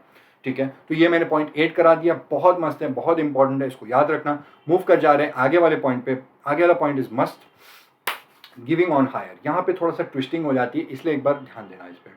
Service by way of giving on hire, कोई पर्सन हायरिंग पे व्हीकल दे रहा है तो इसकी हायरिंग की सर्विस पे जीएसटी एग्जेम्प्ट है. बट इसका जो पॉइंट 9 का जो क्लॉज सी है ना, ये मैंने तुमको एजुकेशन सेक्टर में करा दिया था. कोई हायरिंग पे दे रहा है, स्कूल बस या कोई भी मोटर व्हीकल दे रहा है किसी ऐसे पर्सन को जो actually transportation of student, faculty, staff की सर्विस स्कूल को देने वाला है, तो इस पर्सन को अगर कोई हायरिंग के लिए कोई भी व्हीकल देगा ना, तो इसकी हायरिंग की सर्विस एग्जेम्प्ट है। ये क्लॉज सी था, मैंने पहले ही बताया था, अभी भी बता दिया।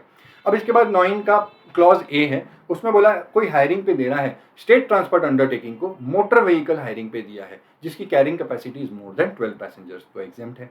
इसने हायरिंग पे दिया लोकल अथॉरिटी को ईओवी इलेक्ट्रॉनिकली ऑपरेटेड व्हीकल जिसकी carrying capacity more than 12 passenger है, तब जीएसटी एग्जेम्प्ट है। अब यहाँ पे समझना, इंस्टीट्यूट ना ट्विस्टिंग कर देता है, इस पॉइंट को इसमें पूछ लेगा, इस पॉइंट को इसमें पूछेगा। ऊपर स्टेट ट्रांसपोर्ट अंडरटेकिंग को मोटर व्हीकल दिया है, लेकिन लोकल अथॉरिटी को ईओवी दिया है, इलेक्ट्रॉनिकली ऑपरेटेड व्हीकल, बैटरी से चलती है, ठीक है, वो मोटर व्हीकल नहीं है। तो ये इंस्टीट्यूट कभी ट्विस्ट कर देगा, तो ये अच्छे से याद रखना इसको। बाकी दोनों में कैरिंग कैपेसिटी सेम है, मोर देन 12 पैसेंजर की।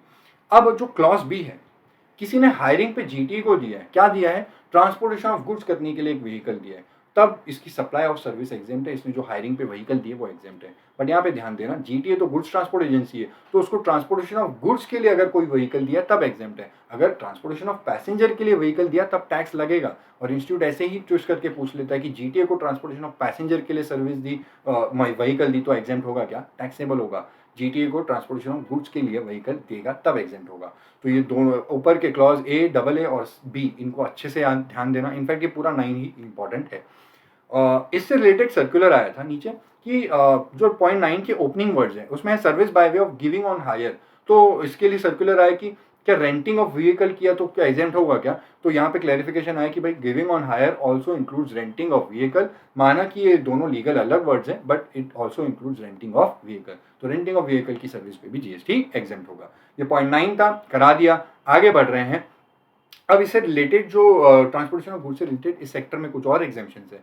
Service associated with the transit cargo to Nepal और भूटान लैंडलॉक कंट्रीज, तो इनके रिस्पेक्ट में जो सर्विस दी ट्रांजिट कार्गो के रिस्पेक्ट में वो एग्जेम्प्ट है। उसके बाद सैटेलाइट लॉन्चिंग की सर्विस, सैटेलाइट लॉन्चिंग की सर्विस अगर दे रहे हैं ये 3 एंटिटीज, इसरो, अंतरिक्ष कॉर्पोरेशन या फिर NSIL new space India limited, तब ये सर्विस एग्जेम्प्ट होगी। उसके बाद में है service by way of granting of national permit to goods carriage so that they can operate throughout India, ये गवर्नमेंट देती है। जो ट्रांसपोर्टेशन ऑफ गुड्स वाली व्हीकल होती है उनको नेशनल परमिट दिया गवर्नमेंट की, ये सर्विस पे जीएसटी नहीं लगेगा। उसके बाद पॉइंट 13 भी एक्चुअली एक तरीके से मोरलेस गवर्नमेंट के पॉइंट ऑफ व्यू से ही है कि हमको जब सर्विस दी जाती है by way of access to road और ब्रिज, हम हाईवे पे जाते हैं तो उस रोड को एक्सेस करने के लिए, उस ब्रिज को एक्सेस करने के लिए टोल पेमेंट करते हैं, उस टोल चार्जेस पे जीएसटी नहीं लगता। अब यहाँ पे इससे रिलेटेड एक सर्कुलर आया, वो भी सुन लो कि अगर कोई ओवरलोडिंग चार्जेस लिया, अब कोई हाईवे पे उधर टोल नाके पे कोई ट्रक थी जो ओवरलोडेड थी तो उससे ओवरलोडिंग चार्जेस लिया, तो यहाँ पे क्लैरिफिकेशन है कि overloading charges is nothing but higher toll charges.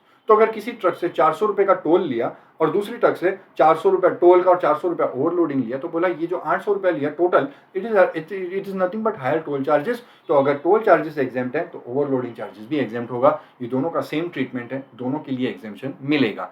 तो ये था, मैंने पॉइंट 13 बता दिया, टोल वाला पॉइंट बता दिया। इसी के साथ पूरा ट्रांसपोर्टेशन ऑफ गुड्स सेक्टर खत्म होता है, ठीक है, खत्म। अब मूव कर जा रहे हैं आगे, कंस्ट्रक्शन सर्विसेज। भाई कंस्ट्रक्शन सर्विसेज में अगर कोई कंस्ट्रक्शन सर्विस ले रहा है तो वो सर्विस एग्जेम्प्ट है, उस पर जीएसटी नहीं लगेगा इन 4 फॉलोइंग केसेस में। पहला, अगर कोई घर बना रहा है, भाई अपना रेजिडेंशियल यूनिट बना रहा है, तो उसके लिए अगर उसने कंस्ट्रक्शन सर्विस ली तो वो एग्जेम्प्ट है। बट यहाँ पे कुछ कंडीशंस है। पहला, इसने अगर प्योर लेबर कॉन्ट्रैक्ट करवाया, प्योर लेबर वाला कॉन्ट्रैक्ट लिया तब एग्जेम्प्ट है। उसमें कोई सप्लाई ऑफ मटेरियल, कोई सप्लाई ऑफ गुड्स नहीं होना चाहिए, वर्क्स कॉन्ट्रैक्ट भी नहीं होना चाहिए, कुछ भी नहीं, सिर्फ और सिर्फ प्योर लेबर। दूसरी कंडीशन, ओरिजिनल वर्क्स होना चाहिए। जो घर बना रहे, वो नया घर बना रहे, ओरिजिनल वर्क्स, उसमें कोई रिपेयर्स, मेंटेनेंस, रेनोवेशन, ऑल्ट्रेशन नहीं होना चाहिए, ठीक है। और तीसरी बात, ये होना चाहिए एक single residential unit, otherwise then as a part of a residential complex. मतलब कोई एक सिंगल फैमिली के रहने के लिए घर है, अगर 2 सिंगल रेजिडेंशियल यूनिट एक साथ बनाए जा रहे हैं तो वो रेजिडेंशियल कॉम्प्लेक्स माना जाता है। इसीलिए कोई एक सिंगल फैमिली के लिए एक सिंगल घर बनाया जा रहा है, वो होता है सिंगल रेजिडेंशियल यूनिट।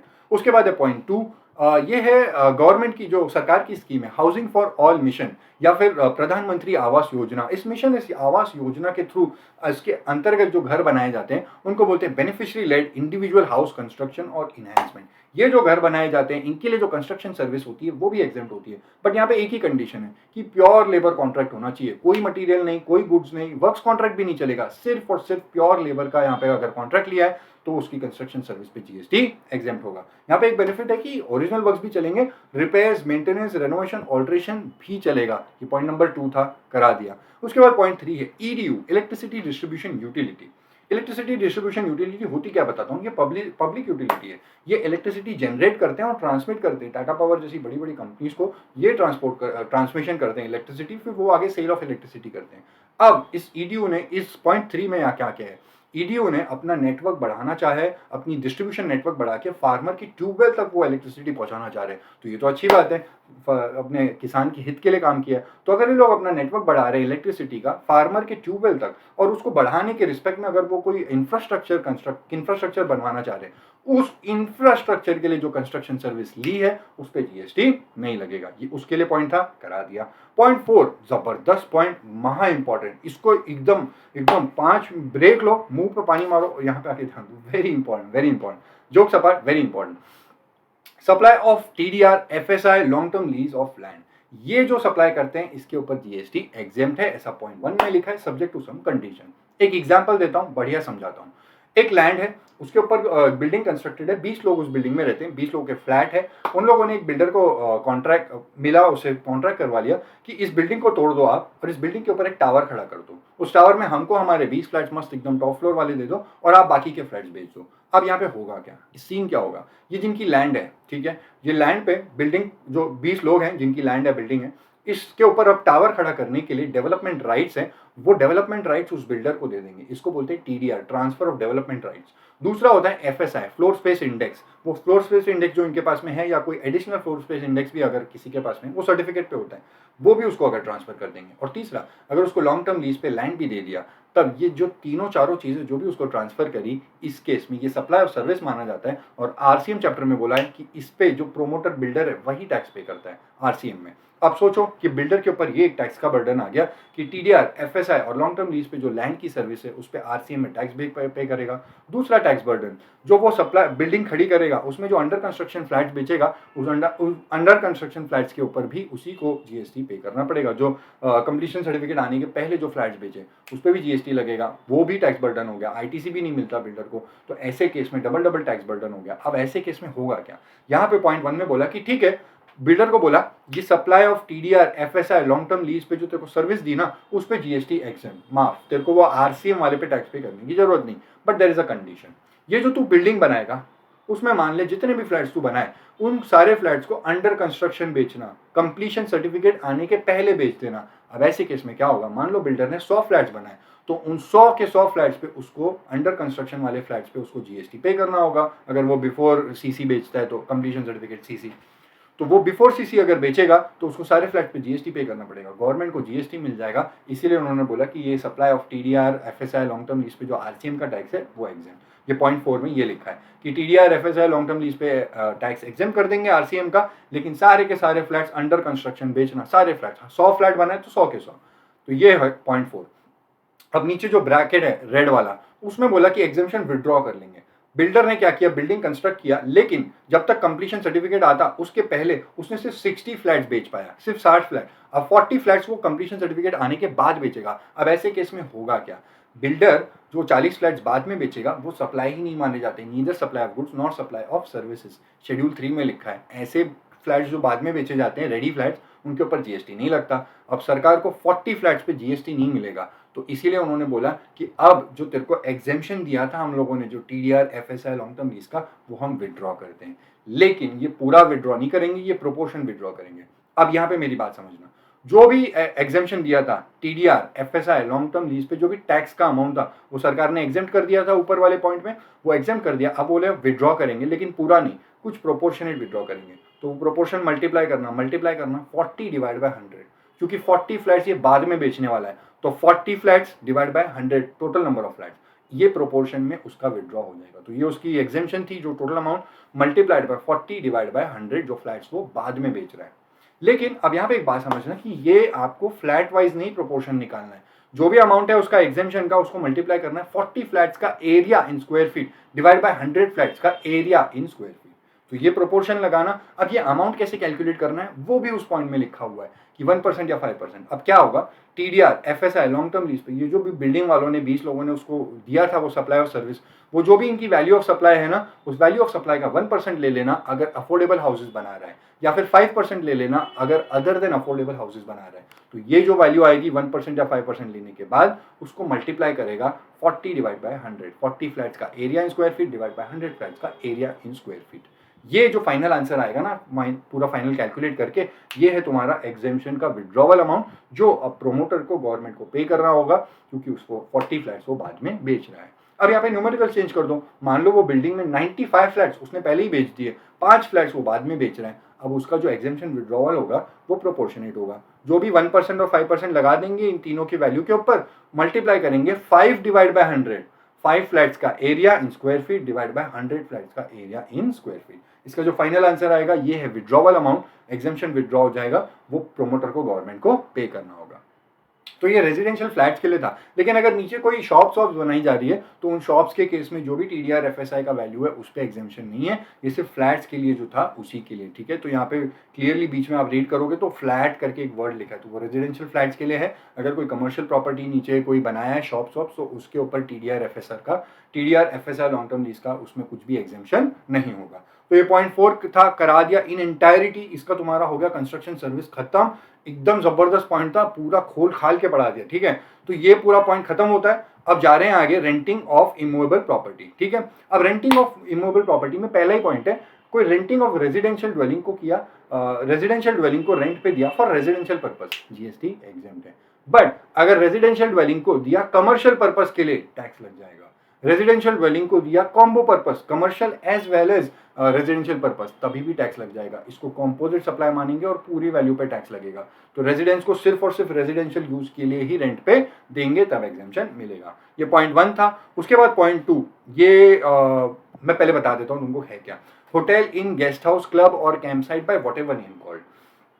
तो ये होटल जो होते हैं वो रेंटिंग ऑफ रूम्स की सर्विस देते हैं, अपने रूम्स को रेंट पे देते हैं पर डे के रेंट पे फॉर रेजिडेंशियल और लॉजिंग पर्पस। तो ये जो रेंटिंग की सर्विस देते हैं ना अपने रूम्स की, उसकी सर्विस पे जीएसटी एग्जेम्प्ट है अगर value of supply of a unit of accommodation is below और इक्वल टू ₹1000 पर डे और इक्वलेंट। इन्होंने जो रेंट चार्ज किया अगर वो अप टू ₹1000 है, पर डे का रेंट चार्ज किया अगर वो अप टू ₹1000 है, तब जीएसटी एग्जेम्प्ट होगा। अब वर्डिंग्स देखो, पहले तो क्या बोला, वैल्यू ऑफ सप्लाई।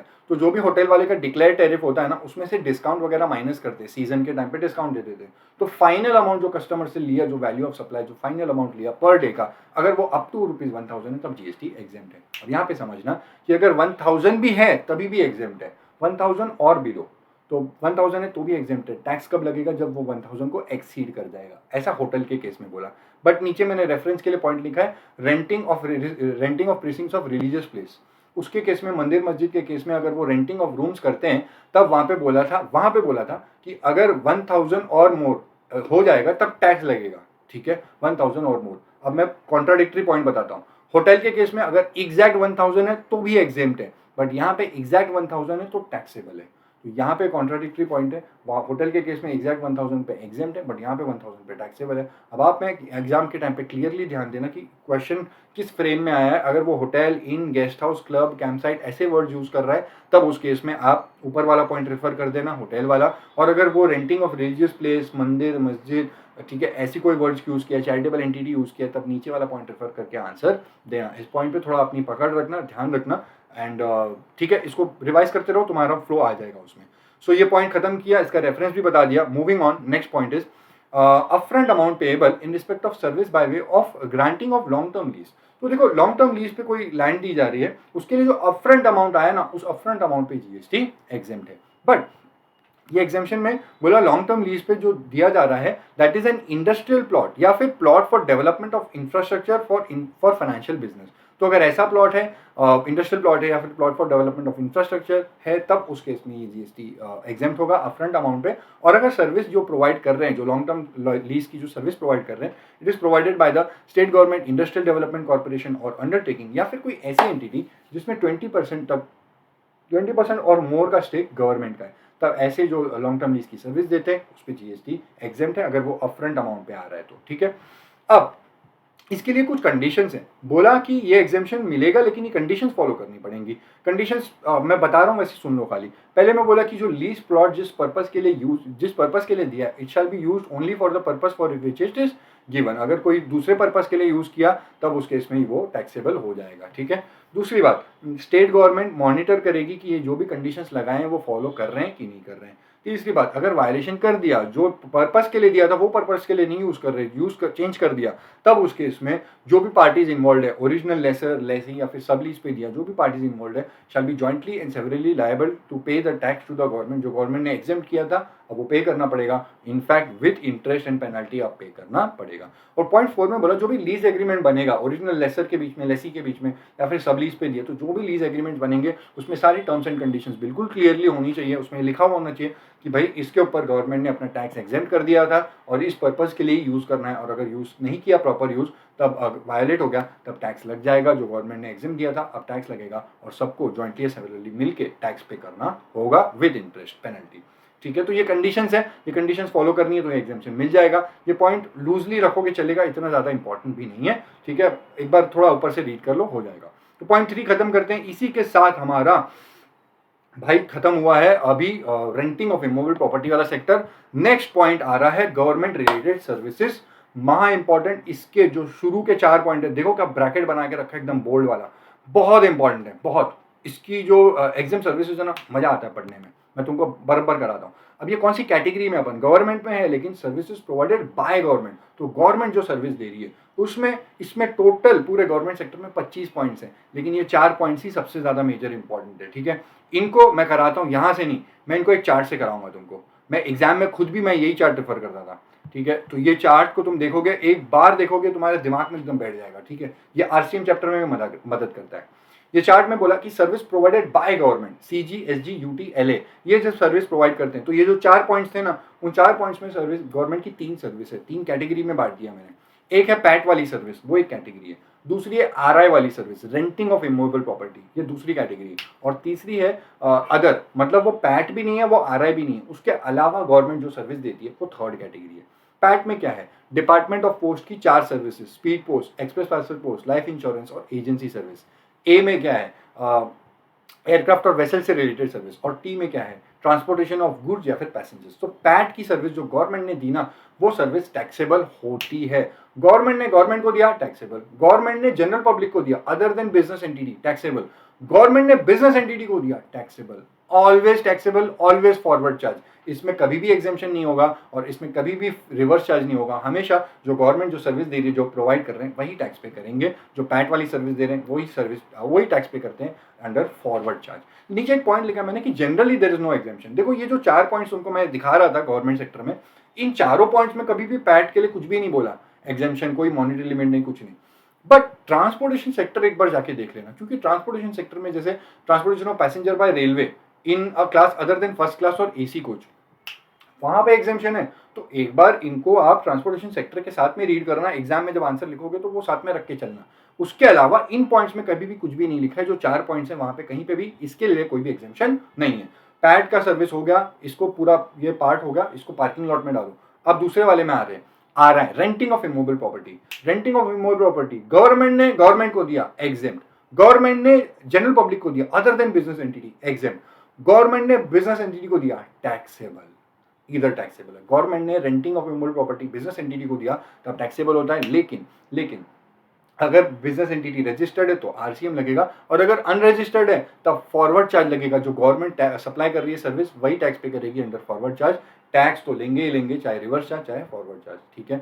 लेकिन नीचे एक एग्जेम्पशन का पॉइंट भी है, वो टैक्सेबल को स्टार मार्क करके नीचे लिखा है कि अगर गवर्नमेंट ने जो रेंटिंग की सर्विस दी है बिजनेस एंटिटी को, उसका जो कंसिडरेशन है that does not exceed ₹5000, up to 5000 का रेंट आ रहा है, तब उस केस में गवर्नमेंट ने जो सर्विस दी है वो एग्जेम्प्ट होगी, उस पर कोई भी जीएसटी नहीं लगेगा। बिजनेस एंटिटी रजिस्टर्ड हो तो भी एग्जेम्प्ट, अनरजिस्टर्ड हो तो भी एग्जेम्प्ट, ठीक है, अगर कंसिडरेशन अप टू ₹5000 है। यहाँ पे समझना कि इस रेंटिंग वाले पार्ट में सिर्फ एक ही एग्जेम्पशन है, वैल्यू बेस्ड एग्जेम्पशन, ये ₹5000 वाला। बट बाजू वाले कॉलम में देखो तो वहाँ पे 2 एग्जेम्पशन है, इसको ध्यान रखना। रेंटिंग के लिए सिर्फ एक ही एग्जेम्पशन है, पैट के लिए तो कुछ भी नहीं है, रेंटिंग के लिए एक ही है। अब रेंटिंग हो गया, पार्किंग लॉट में डालो। अब आ रहे हैं अदर वाली सर्विस।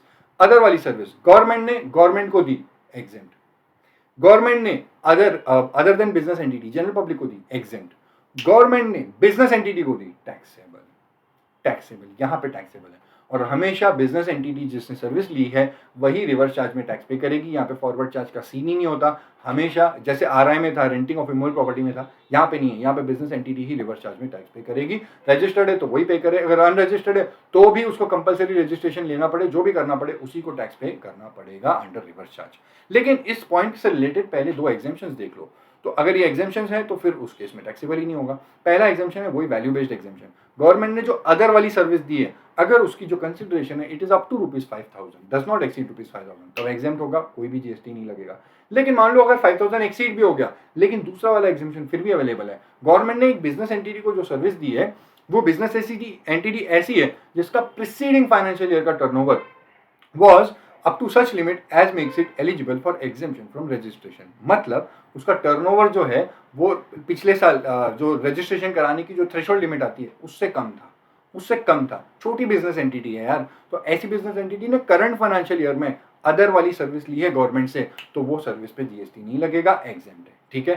बट अगर 5,000 से ज्यादा की वैल्यू है और बिजनेस एंटिटी ऐसी है जिसका लास्ट ईयर का टर्नओवर ज्यादा था, बड़ी बिजनेस एंटिटी है, तो करंट फाइनेंशियल ईयर में वो अदर वाली सर्विस लेगी, वो टैक्सेबल होगा, ठीक है। तो ये बात समझना, ये पॉइंट यहाँ पे पूरा खत्म होता है, इसमें और कुछ नहीं बचा, पूरा खोल खाल के पूरा बता दिया। चीज को पॉज करके एक बार देख लो, मूव कर जाएंगे अभी आगे वाले पॉइंट पे, ठीक है।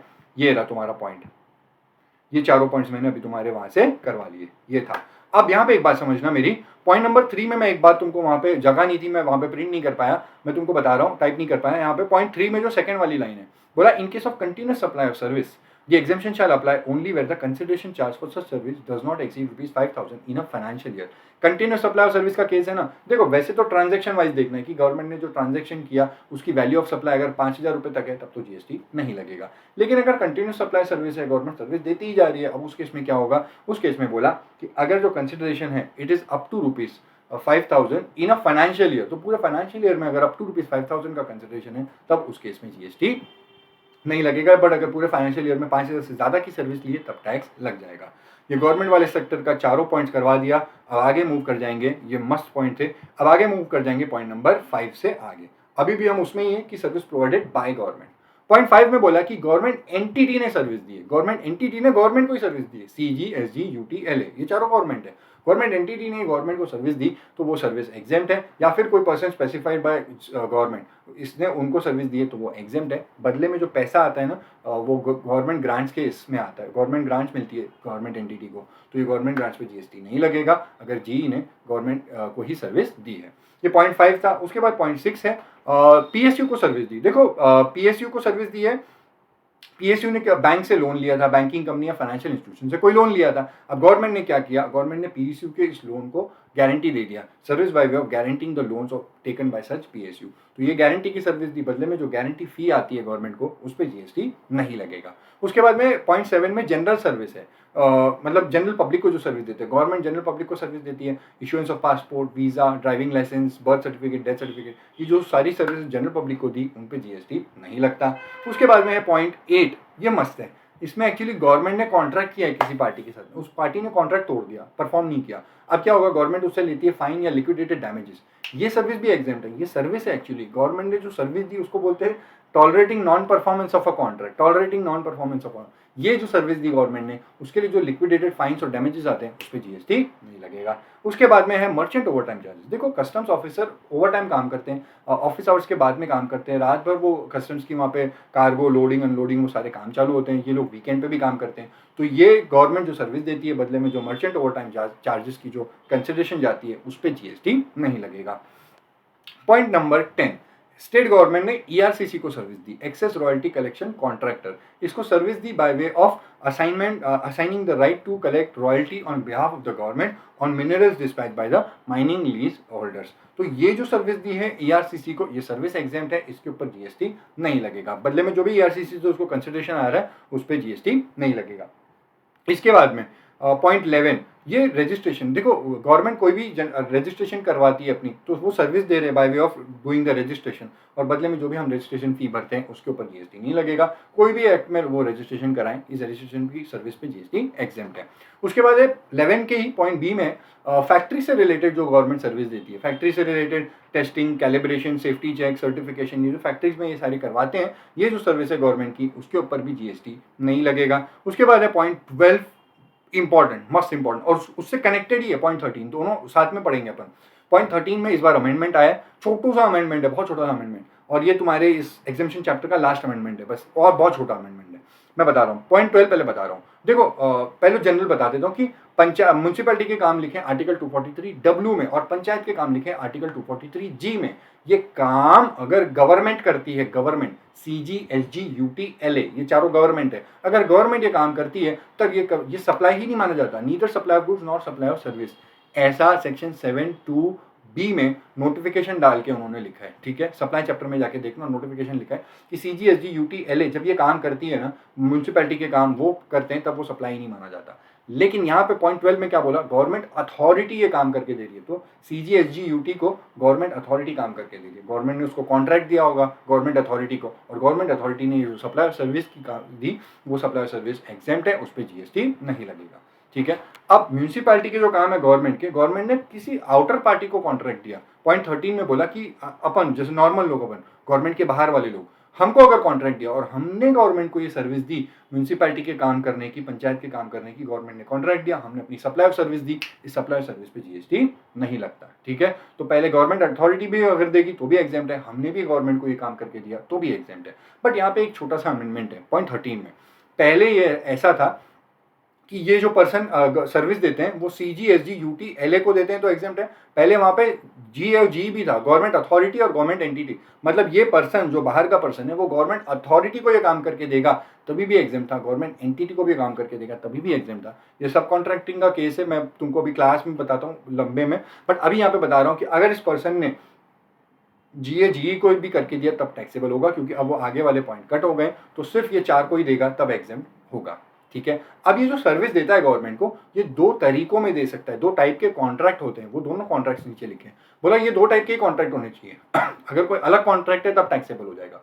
तो एक कॉन्ट्रैक्ट होना चाहिए या तो वो प्योर सर्विस का कॉन्ट्रैक्ट, प्योर सर्विस, कोई सप्लाई ऑफ गुड्स नहीं, कोई सप्लाई ऑफ मटेरियल नहीं, कोई वर्क्स कॉन्ट्रैक्ट नहीं, कोई कुछ भी नहीं, कुछ भी नहीं, उसमें सप्लाई ऑफ गुड्स बिल्कुल भी नहीं होने चाहिए। तो प्योर सर्विस का अगर कॉन्ट्रैक्ट कर रही है पॉइंट 13 में, तो इसकी सप्लाई ऑफ सर्विस एग्जेम्प्ट है। दूसरा बोला कॉम्पोजिट सप्लाई भी करेगा तो भी चलेगा, जहाँ पे सप्लाई ऑफ गुड्स और सप्लाई ऑफ सर्विस साथ में चलेगा, बट इस कॉम्पोजिट सप्लाई की सर्विस जो दे रहा है उसमें जो गुड्स का प्रोपोर्शन है that should be maximum 25%, goods की प्रोपोर्शन 25% से ज्यादा नहीं होनी चाहिए। तो ये सर्विस अगर गवर्नमेंट को दे रहा है इन दोनों कॉन्ट्रैक्ट्स के तहत, तो इसकी सप्लाई ऑफ सर्विस एग्जेम्प्ट होगी। पहले था लेकिन अब बोल दिया कि अगर ये पर्सन ने गवर्नमेंट अथॉरिटी या गवर्नमेंट एंटिटी को ये सर्विस दी तब ये टैक्सेबल होगा। म्यूनसिपैलिटी और पंचायत के काम क्या है, आई एम सॉरी, म्यूनसिपैलिटी और पंचायत के काम होते हैं ऐसे रोड साफ करना, क्लीनिंग करना, सैनिटेशन, सीवेज, ये सारा, इलेक्ट्रिक अपने जो स्ट्रीट लाइट्स होते हैं या गार्डन को पूरा मेंटेन करना, तो ये सारे शहर की साफ करना, साफ सफाई देखरेख करना, ये म्यूनसिपैलिटी या पंचायत के काम होते हैं। तो ये था पॉइंट 12 और 13 करा दिया, एग्जाम अमेंडमेंट था, देख लेना। पॉइंट 14 है, देखो अब हम अभी भी हम उसमें ही है, सर्विस प्रोवाइडेड टू गवर्नमेंट। देखो ये यहाँ से चेंज हो गया, सर्विस प्रोवाइड टू गवर्नमेंट, अब कोई सर्विस दे रहा है गवर्नमेंट को। अब पॉइंट 14 में है फेयर प्राइस शॉप्स, राशन की शॉप्स। राशन की शॉप्स जनरल लोगों को sugar, kerosene, oil, food grains, ऐसे सब चीज़ें ये लोग राशन में देते हैं, सब्सिडाइज रेट्स में देते हैं। बट ये काम इसका नहीं, ये काम गवर्नमेंट का है, तो गवर्नमेंट को ये काम करना चाहिए। गवर्नमेंट ने एक तरीके से इसको असाइन कर दिया कि ये काम तू कर हमारे बिहाफ पे। गवर्नमेंट को सर्विस दे रहा है, गवर्नमेंट इसको कमीशन देती है, राशन शॉप्स को, फेयर प्राइस शॉप्स को। इन्होंने जो गवर्नमेंट को सर्विस दी, इसको जो कमीशन आता है उस पर जीएसटी नहीं लगेगा। उसके बाद है इंश्योरेंस स्कीम। तो गवर्नमेंट को कोई इंश्योरेंस स्कीम करके दे रहा है, जो उस इंश्योरेंस स्कीम का अगर टोटल प्रीमियम का पैसा गवर्नमेंट पे कर रही है, तो इसने जो इंश्योरेंस स्कीम की सर्विस गवर्नमेंट को दी है वो एग्जेम्प्ट है। पॉइंट 16 वाला ट्रेनिंग प्रोग्राम है, ये एजुकेशन सेक्टर में कराया था, फिर वापस करा देता हूँ कि कोई ट्रेनिंग प्रोग्राम है गवर्नमेंट का, उस ट्रेनिंग प्रोग्राम के रिस्पेक्ट में किसी ने सर्विस दी गवर्नमेंट को, उस ट्रेनिंग प्रोग्राम के रिस्पेक्ट में, ठीक है, और उसका 75% पैसा अगर गवर्नमेंट दे रही है, 75% और मोर, तभी भी एग्जेम्पशन मिल जाएगा। इसकी सप्लाई और सर्विस पे जीएसटी नहीं लगेगा। भले वो 100% पैसा बॉर्ड ना करे गवर्नमेंट, अपनी जेब से सिर्फ 75% दे दे चलेगा, बाकी पैसा वो पार्टिसिपेंट्स देते हैं। गवर्नमेंट अगर 75% भी दे रही है तो इसकी ट्रेनिंग की सर्विस पे जीएसटी एग्जेम्प्ट होगा। उसके बाद है जीएसटी भी सर्विस देता है टू CGST, ये देता है service by way of implementation of GST. ये जीएसटी की ये सर्विस एग्जेम्प्ट है। उसके बाद पॉइंट 18 में एक एग्जेम्पशन था, वो अब टैक्सेबल हो जाता है। Indian railway finance corporation Indian railways को जब सर्विस देती है, तो service provided by Indian railway finance corporation to Indian railways by way of leasing of assets, ये सर्विस पहले एग्जाम थी बट अब टैक्सेबल हो गई है। अब विड्रॉ कर लिया एग्जामेशन, अब ये सप्लाई सर्विस IRFC जब इंडियन रेलवेज को देती है तो ये टैक्सेबल होगा। पॉइंट 18 खत्म हो रहा है, अब आगे मूव कर जाएंगे। ये बहुत सिंपल और लल्लू सा पॉइंट है, that is service provide bye specified bodies.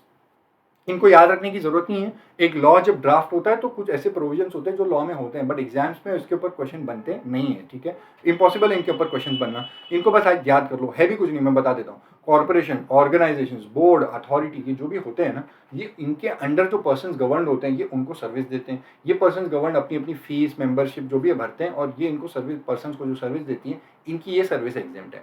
तो ESIC, employ state insurance corporation, EPFO, employees provident fund organisation, CMPFO, coal mines provident fund organisation, या फिर NPS trust, national pension scheme trust, IRDA, insurance regulatory and development authority, या फिर SEBI, securities and exchange board of India, ये जो भी authority, body है, corporation है, ये अपने अंडर पर्सन गवर्न को सर्विस देती है, इनकी सप्लाई और सर्विस पे जीएसटी नहीं लगता।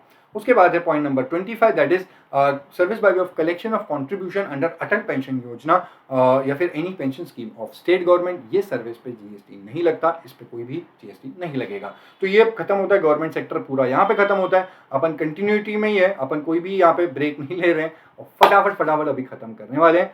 बहुत जल्दी हो जाएगा, अभी बहुत जल्दी हो जाएगा, बहुत कम बाकी है। बैंकिंग एंड फाइनेंशियल सेक्टर में पहला ही पॉइंट है आरबीआई जो भी सर्विस देती है एग्जेम्प्ट है, ठीक है। दूसरा point, service by way of extending loans, advances and deposits where the consideration is in the form of interest और डिस्काउंट, ये सर्विस पे जीएसटी नहीं लगता। अब यहाँ पे बैंक वर्ड ऐसा नहीं लिखा है, तो कोई भी हिंदुस्तान में कोई भी किसी को, दूसरे पर्सन को लोन दे रहा है, एडवांस दे रहा है, डिपॉजिट दे रहा है, बदले में पैसा इंटरेस्ट और डिस्काउंट के फॉर्म में आ रहा है, ये सप्लाई और सर्विस पे जीएसटी नहीं लगेगा। अब बैंक को दे, बैंक किसी पर्सन को लोन दे, बैंक किसी पर्सन ने बैंक में पैसा जमा किया, कुछ भी हो, कोई भी किसी को पैसा दे रहा है, बदले में इंटरेस्ट आ रहा है, उस सप्लाई और सर्विस पे जीएसटी नहीं लगता। उसके बाद है पॉइंट 2 का भी, जहाँ पे बोला इंटर से सेल और purchase of foreign currency amongst banks and authorised dealers. तो देखो, बैंक और बैंक आपस में सेल कर रहे हैं, सेल और purchase of foreign currency bank कर रहा है, ऑथोराइज्ड डीलर या फिर बैंक और डीलर कर रहे हैं, या आपस में जब सेल और परचेज फॉरेन करेंसी करते हैं, उसके ऊपर जो कमीशन लगता है उस पर जीएसटी नहीं लगेगा। लेकिन अब जब ये आउटर पर्सपेक्टिव, जब ये थर्ड बाहर वालों को जब परचेज सेल करेंगे फॉरेन करेंसी, तब उसकी कमीशन पे जीएसटी बिल्कुल लगेगा। एग्जेम्पशन सिर्फ है जब ये आपस में देते हैं। उसके बाद है इससे रिलेटेड सर्कुलर था पीनल इंटरेस्ट से लेकर एडिशनल या फिर पीनल इंटरेस्ट। अब देखो, एक तो पहला वाला ट्रांजैक्शन ऐसा है कि सप्लायर और रेसिपिएंट के बीच में होता है। सप्लायर रेसिपिएंट को गुड्स देता है और रेसिपिएंट पेमेंट देना चाहिए, बट वो क्रेडिट टर्म मांगता है। अब अगर वो 1 महीने की क्रेडिट है और 1 महीने तक पैसे नहीं दे रहा है और लेट हो गया, तब सप्लायर एक पीनल इंटरेस्ट चार्ज करता है। ये टैक्सेबल होता है, ये वैल्यू ऑफ सप्लाई का पार्ट बन जाता है एज पर सेक्शन 15(2)(d), ये भी ऐड हो जाता है और इसके ऊपर भी जीएसटी लगेगा, ये टैक्सेबल होता है। ये हम वैल्यूएशन चैप्टर में पढ़ते हैं। उसके बाद में वैल्यू ऑफ सप्लाई चैप्टर में, उसके बाद में penal interest charge in respect of loan account. देखो, बैंक से किसी ने लोन लिया है और वो लोन का ईएमआई टाइम पे नहीं पे किया, तो बैंक पीनल इंटरेस्ट चार्ज करती है। तो this is also exempt because it is in the nature of service by way of extending loans, advances and deposits where the consideration is in the form of interest, तो ये taxable नहीं होगा। ये circular था, ये बता दिया। इसके बाद पॉइंट नंबर 3, BSBD। देखो, प्रधानमंत्री जनधन योजना एक योजना है सरकार की। इस योजना के अंतर्गत बहुत सारे बैंक अकाउंट्स हैं, लेकिन एक बैंक अकाउंट है basic saving bank deposit, plane vanilla flavour, कुछ नहीं है इसमें, बेसिक सेविंग बैंक डिपॉजिट। ये अकाउंट किसी ने बैंक के साथ में खुलाया, बैंक जब ऐसे अकाउंट होल्डर्स को जो भी सर्विस देती है उसमें जीएसटी नहीं लगेगा। तो किसी ने पीएमजेडी योजना के अंतर्गत BSBD अकाउंट खुलाया, तो ऐसे अकाउंट होल्डर्स को बैंक जो सर्विस देती है वो एग्जेम्प्ट है। इसके बाद पॉइंट 4, मस्ट, ये बहुत मेरे को अच्छा लगता है पढ़ाने को। ये मैं बताता हूँ तुमको होता क्या है, इसको एक एग्जाम्पल से बताता हूँ। एक्वायरिंग बैंक और मर्चेंट के बीच का ट्रांजैक्शन है। आप जब कोई शॉपिंग करने जाते हो, मान लो आप गए टाइटन के स्टोर में, कोई वॉच खरीदी आपने और वो वॉच 2000 रुपये की थी। आपने अपना कार्ड स्वाइप मारा और वो पेमेंट चली गई आपके अकाउंट से, वॉच लिया, अब आप बाहर हो। So you, your watch, your bank जिससे पेमेंट हुई, everything is out of the picture. अब जो बात है उस पर ध्यान दो। टाइटन को बोला जाता है मर्चेंट, और टाइटन का जो बैंक है वो होता है एक्वायरिंग बैंक, ठीक है, वो एक्वायरिंग बैंक है, क्योंकि उसने पेमेंट एक्वायर किया है आपके जो भी बैंक अकाउंट से, उसने कार्ड स्वाइप में पैसे अब इसके पास में आ गए, HDFC बैंक है मान लो, अब वो HDFC बैंक 2,000 रुपये यहाँ से लेके टाइटन को सीधा पकड़ा देगा, उसके अकाउंट में डाल देगा। ये जो काम किया एक्वायरिंग बैंक ने, 2,000 रुपये लेके 2,000 रुपये उसके अकाउंट में डाल दिए, जो भी पार्टी पेमेंट करती है उसके अकाउंट में डालते हैं, इस सेटलमेंट के लिए एक प्रोसेसिंग फीस चार्ज करते हैं। इस प्रोसेसिंग फीस पे GST नहीं लगेगा। एक्वायरिंग बैंक ने जो मर्चेंट से जो प्रोसेसिंग फी चार्ज की उसके ऊपर GST नहीं लगेगा, अगर settlement amount is up to ₹2,000 in a single transaction. अब आपने जो कार्ड स्वाइप मारा था वो 2,000 रुपये का था, तो यहाँ पे 2,000 रुपये तो वो टाइटन को दे देगा, लेकिन 2,000 रुपये के ऊपर वो जो भी कमीशन चार्ज करेगा, मान लो 30 रुपये 40 रुपये जो भी है, 1-2 टका मारेगा, उस 1-2 टका का जो भी 40 रुपये उस पर GST नहीं लगेगा। ये 40 रुपीज़ का जो प्रोसेसिंग फीस है उसके ऊपर GST नहीं लगेगा। बट अगर 2,000 से ज़्यादा का कोई कार्ड स्वाइप मार रहा है, सेटलमेंट अमाउंट इज अबाउट ₹2,000, तब उस केस में उस सेटलमेंट अमाउंट के ऊपर GST और उस कमीशन जो चार्ज करता है उस कमीशन के ऊपर GST लगेगा। ये पॉइंट 4 था, ये बता दिया। इसके बाद है पॉइंट 5, इंटरमीडियरी ने सर्विस दी कस्टमर को। इंटरमीडियरी ऑफ फाइनेंशियल सर्विस ने उसने सर्विस दी अपने कस्टमर को, एग्जेम्प्ट है, बट इतना सिंपल नहीं है, थोड़े यहाँ पे वर्डिंग्स की गड़बड़ है और कुछ नहीं। Customer is located outside India, intermediary is located in the multi service SEZ with the IFSC status. IFSC में लोकेटेड है, गुजरात में गिफ्ट सिटी, तो वहाँ पे वो लोकेटेड है इंटरमीडियरी, और कस्टमर लोकेटेड है आउटसाइड इंडिया। अब ऐसी इंटरमीडियरी अपने कस्टमर को जो सर्विस देती है in relation to international financial services in currency other than Indian rupees, तो ये जो सर्विस दी इसने अपने कस्टमर को, वो सर्विस एग्जेम्प्ट है, उस पर GST नहीं लगेगा। इसके बाद है BFBC, point number 6, business facilitator या फिर बिजनेस करेस्पॉन्डेंट। बिजनेस फैसिलिटेटर या बिजनेस करेस्पॉन्डेंट BFBC ने जब बैंकिंग कंपनी को service the in respect two of its rural area branch account, तो रूरल एरिया के जो ब्रांच है उसके अकाउंट्स के रिस्पेक्ट में BFBC ने जो सर्विस दी वो एग्जेम्प्ट है। अब नीचे वाले पॉइंट में बोला कि BFBC को भी किसी इंटरमीडियरी ने सर्विस दी, तो इस इंटरमीडियरी ने BFBC को जो सर्विस दी वो एग्जेम्प्ट है, बट एक ऐसा BFBC जो अल्टीमेटली आगे बैंकिंग कंपनी को उसके रूरल एरिया ब्रांच अकाउंट्स के रिस्पेक्ट में जो सर्विस देता है उसके रिस्पेक्ट में इंटरमीडियरी ने इसको सर्विस दी वो एग्जेम्प्ट है। अब नीचे अलग से बोला कि BFBC ने अगर इंश्योरेंस कंपनी को सर्विस दी रूरल एरिया में, तब उस केस में BFBC की सर्विस एग्जेम्प्ट होती है। यहाँ पे इंटरमीडियरी उस केस में यहाँ पे एग्जाम नहीं है जब वो इंश्योरेंस कंपनी को सर्विस दे रहा है BFBC, खाली इंटरमीडियरी वाला बैंकिंग के केस में ही अप्लाई होता है। ये पॉइंट 6 था, ये करा दिया। इसी के साथ तुम्हारा बैंकिंग फाइनेंशियल सेक्टर भी खत्म होता है, मूव कर जा रहे हैं आगे इंश्योरेंस सेक्टर में। अब इंश्योरेंस सेक्टर में बहुत बड़े भयंकर स्कीम्स के और एक्ट्स के नाम है। You are not suppose to memorise all these names, बिल्कुल भी आपको जरूरत नहीं है, आप do not waste time in memorising all this, एक बार फ्लो में रीड कर लो, दैट्स इट, ठीक है। मैं बता देता हूँ। पहला जनरल इंश्योरेंस बिजनेस है, तो हिंदुस्तान में हजारों स्कीम्स हैं, बट ये कुछ स्पेसिफाइड स्कीम्स हैं।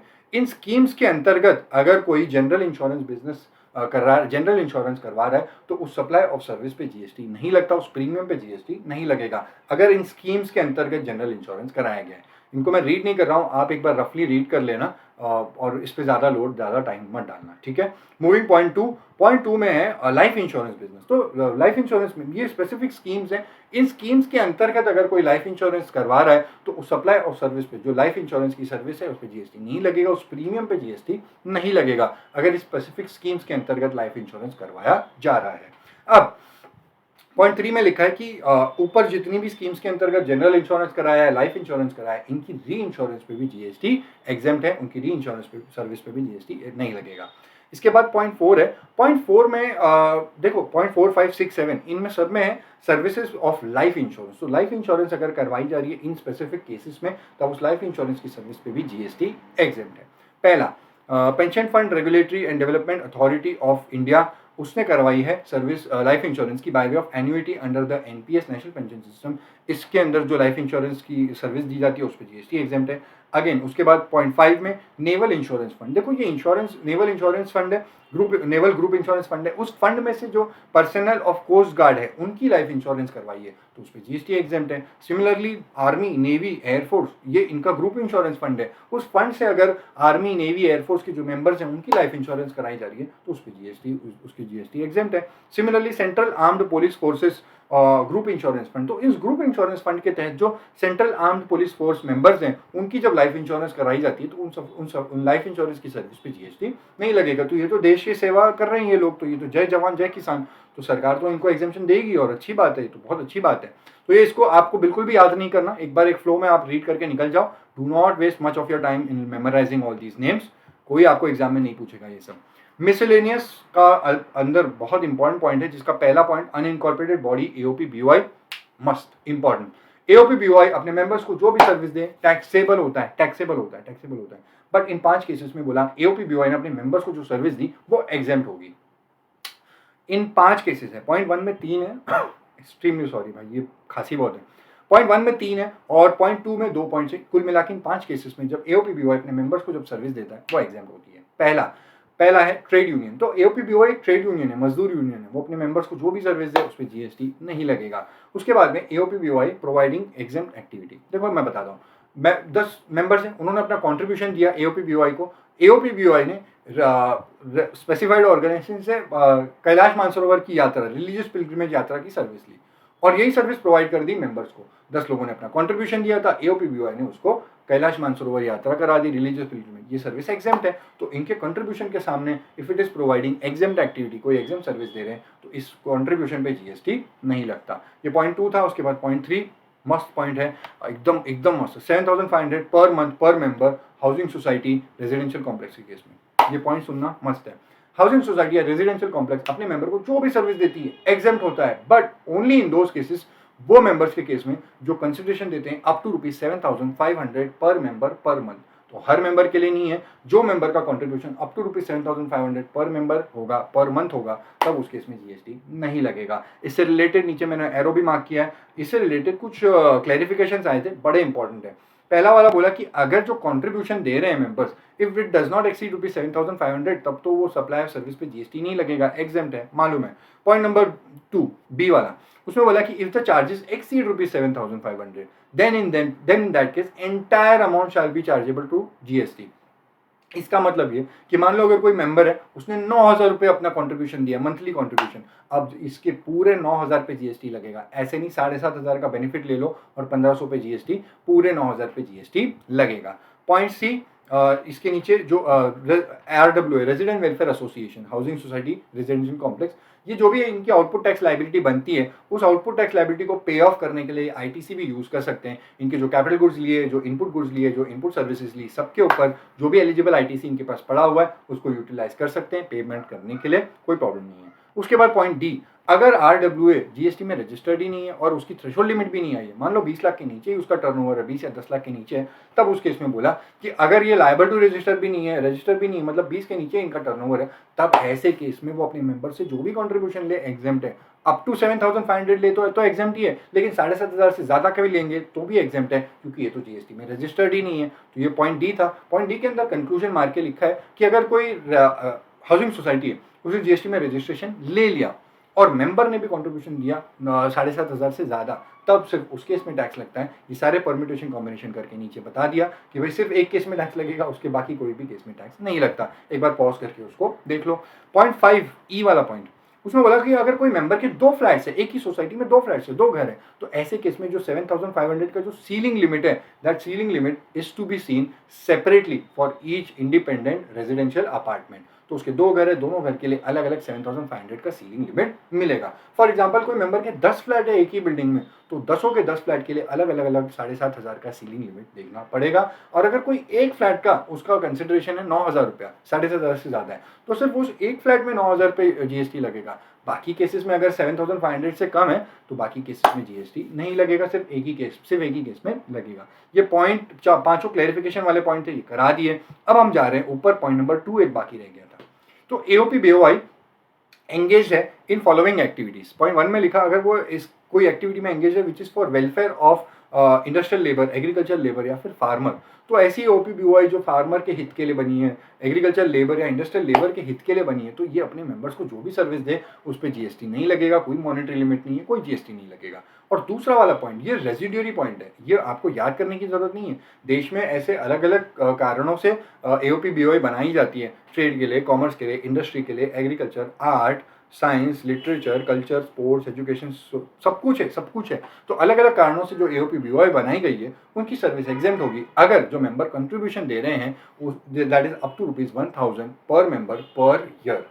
ठीक है, पर ईयर। तो हर मेंबर के लिए नहीं है, सिर्फ उस मेंबर के लिए है जो मेंबर की कंट्रीब्यूशन अप टू ₹1000 पर मेंबर पर ईयर तक है। अब यहाँ पे कुछ बातें समझना। पहले तो अगर हाउसिंग सोसाइटी या रेजिडेंशियल कॉम्प्लेक्स है तो उसके में वो 7,500 वाला ही आपको लिमिट देखनी है, दैट इज पर मेंबर पर मंथ 7,500।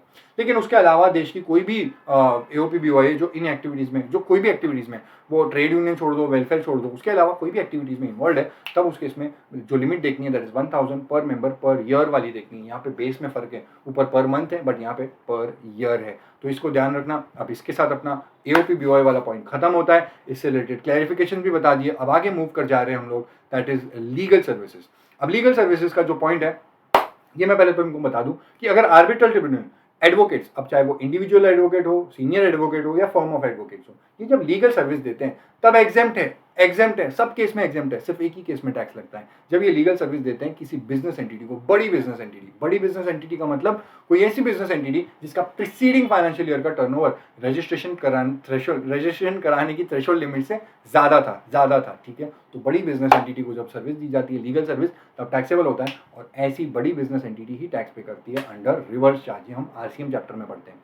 ठीक है, लेकिन अब पॉइंट 3 में क्या लिखा है? पॉइंट 3 में लिखा कि अगर ये लोग लीगल सर्विस दे रहे हैं इन 3 कैटेगरी के लोगों को, तब उसके इसमें जीएसटी एग्जेम्प्ट है। पहला, गवर्नमेंट या फिर गवर्नमेंट अथॉरिटी या government entity, CG, SG, UT, LA या फिर गवर्नमेंट अथॉरिटी या गवर्नमेंट एंटिटी, इनको अगर सर्विस दी जा रही है लीगल सर्विस, तब एग्जेम्प्ट है। दूसरा, जनरल पब्लिक को अदर देन बिजनेस एंटिटी, तभी भी एग्जेम्प्ट है। और तीसरा, छोटी बिजनेस एंटिटी, ऐसी बिजनेस एंटिटी जिसका प्रीसीडिंग फाइनेंशियल ईयर का turnover was up to such limit as makes it eligible for exemption from registration. मतलब पिछले साल का उसका टर्नओवर, एग्रीगेट टर्नओवर रजिस्ट्रेशन कराने की थ्रेशोल्ड लिमिट से कम था। छोटी बिजनेस एंटिटी है, ऐसी बिजनेस एंटिटी इस करंट फाइनेंशियल ईयर में जो भी लीगल सर्विस लेगी उसकी लीगल सर्विस पे जीएसटी एग्जेम्प्ट है, कोई भी जीएसटी नहीं भरेगा, एग्जेम्प्ट है। ये पॉइंट 3 था, करा दिया। उसके बाद पॉइंट 4 है, लीगल सर्विस जब दे रहे हैं आपस में इंडिविजुअल एडवोकेट और फर्म ऑफ एडवोकेट्स किसी दूसरे इंडिविजुअल एडवोकेट या फर्म ऑफ एडवोकेट्स को आपस में लीगल सर्विस दे रहे हैं, तब उस पर जीएसटी नहीं लगता। बट यहाँ पे एक एक्सेप्शन पॉइंट है, सीनियर एडवोकेट, अगर सीनियर एडवोकेट सर्विस दे रहा है किसी इंडिविजुअल एडवोकेट या फर्म ऑफ एडवोकेट्स को, तब टैक्स लगता है। लेकिन ऐसे केस में क्या होता है, जो बिजनेस एंटिटी जिसके लिए केस लड़ रहे हैं, जिसके केस रेफर कर रहे हैं, उस बिजनेस एंटिटी के ऊपर ही टैक्स पे करने की लायबिलिटी आती है। जिस सीनियर एडवोकेट ने इस इंडिविजुअल एडवोकेट को जो भी सर्विस दी, उसके ऊपर जो भी आरसीएम में टैक्स आता है ना, अल्टीमेटली वो बिजनेस एंटिटी के ऊपर ही टैक्स पे करने की लायबिलिटी आती है। तो भाई ये वाला पॉइंट था, ये करा दिया, बिल्कुल अच्छे से करा दिया। लीगल सर्विस था, सेक्टर करा दिया। नेक्स्ट आगे मूव कर जा रहे हैं अदर एग्जाम सर्विसेज। देखो अदर एग्जाम सर्विस, इनका कहीं कोई भी रोल नहीं, कोई हेडिंग नहीं था, तो यहाँ पे डाल दिया सबको। Point 5, transfer of business as a going concern. अब वो एज अ होल करो या इंडिपेंडेंट यूनिट, एक बिजनेस का एक पार्ट ट्रांसफर कर दिया, but as a going concern कर रहे हैं, ये सप्लाई ऑफ सर्विस तो है, लेकिन इसके ऊपर जीएसटी एग्जेम्प्ट है। पॉइंट 6 और 7 इसको एक साथ पढ़ेंगे, मस्त पॉइंट है, टीबीआई स्टेप और इंक्यूबेटी। देखो पहले वाला पॉइंट बताता हूँ, पॉइंट 7 इन टीबीआई स्टेप का। TBI step technology business incubator या फिर step science and technology entrepreneurship park, इनको ये रिकॉग्निशन, ये पदवी मिली है, इनकी ही बोर्ड और इनकी ही जो काउंसिल है उनसे ही इनको ये पदवी मिलती है।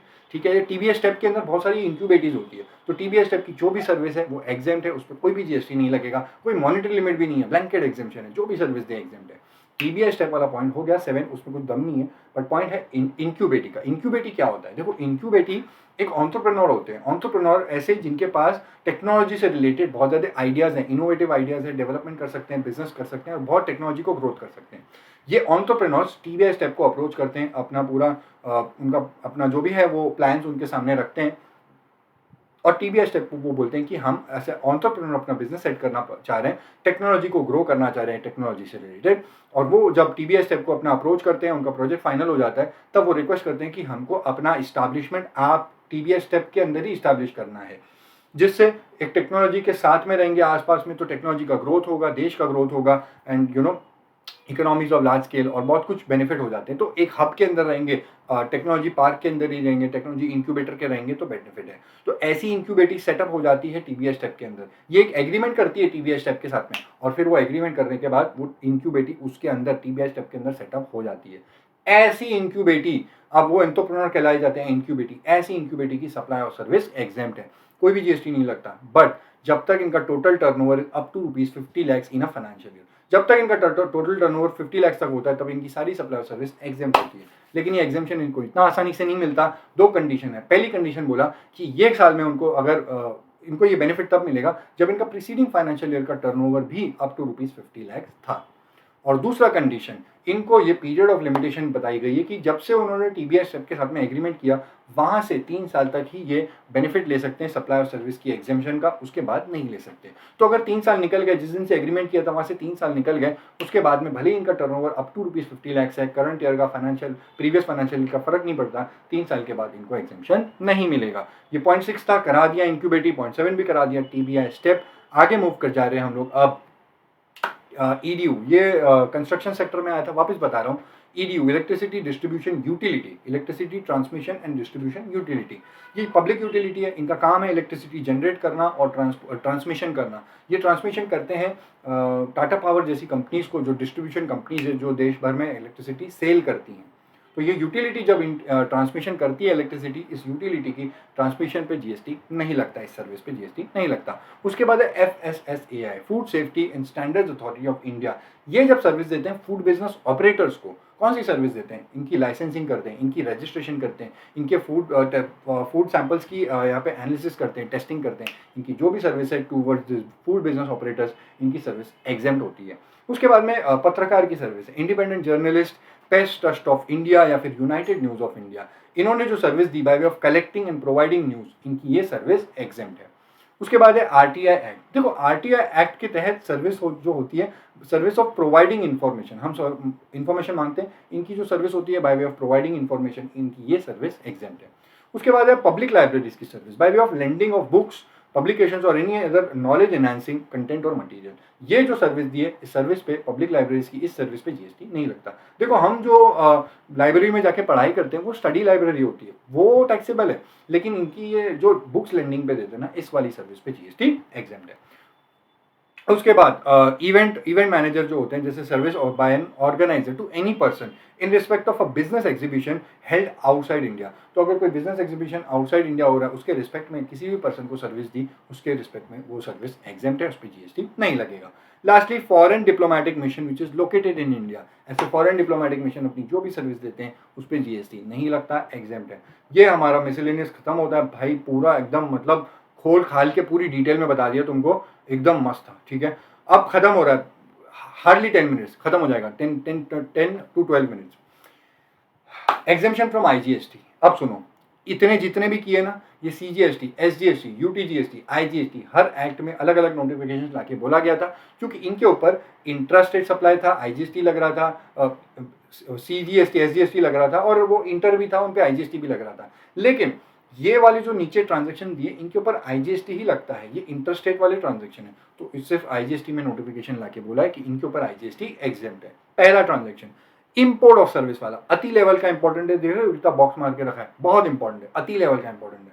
इसमें क्या बोला? Import of service, service providers located outside India and service recipient is located in India. तो ऐसे केस में इंपोर्ट ऑफ सर्विस है, इंपोर्ट ऑफ सर्विस पे जीएसटी एग्जेम्प्ट होगा इन फॉलोइंग केसेस में। अगर इंपोर्ट करी है सीजी, एसडी, यूटी, एलए या फिर कोई गवर्नमेंट अथॉरिटी ने, इन्होंने इंपोर्ट ऑफ सर्विस करी है, एग्जेम्प्ट है। गवर्नमेंट सबसे पहले अपने आप को बचा लिया।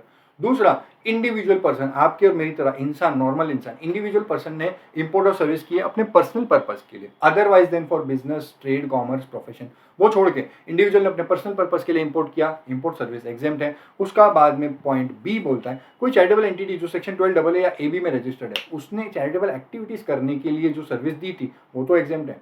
इस चैरिटेबल एक्टिविटीज के लिए उसने इंपोर्ट ऑफ सर्विस की, तो इंपोर्ट ऑफ सर्विस भी एग्जेम्प्ट है, उस पर जीएसटी नहीं लगेगा।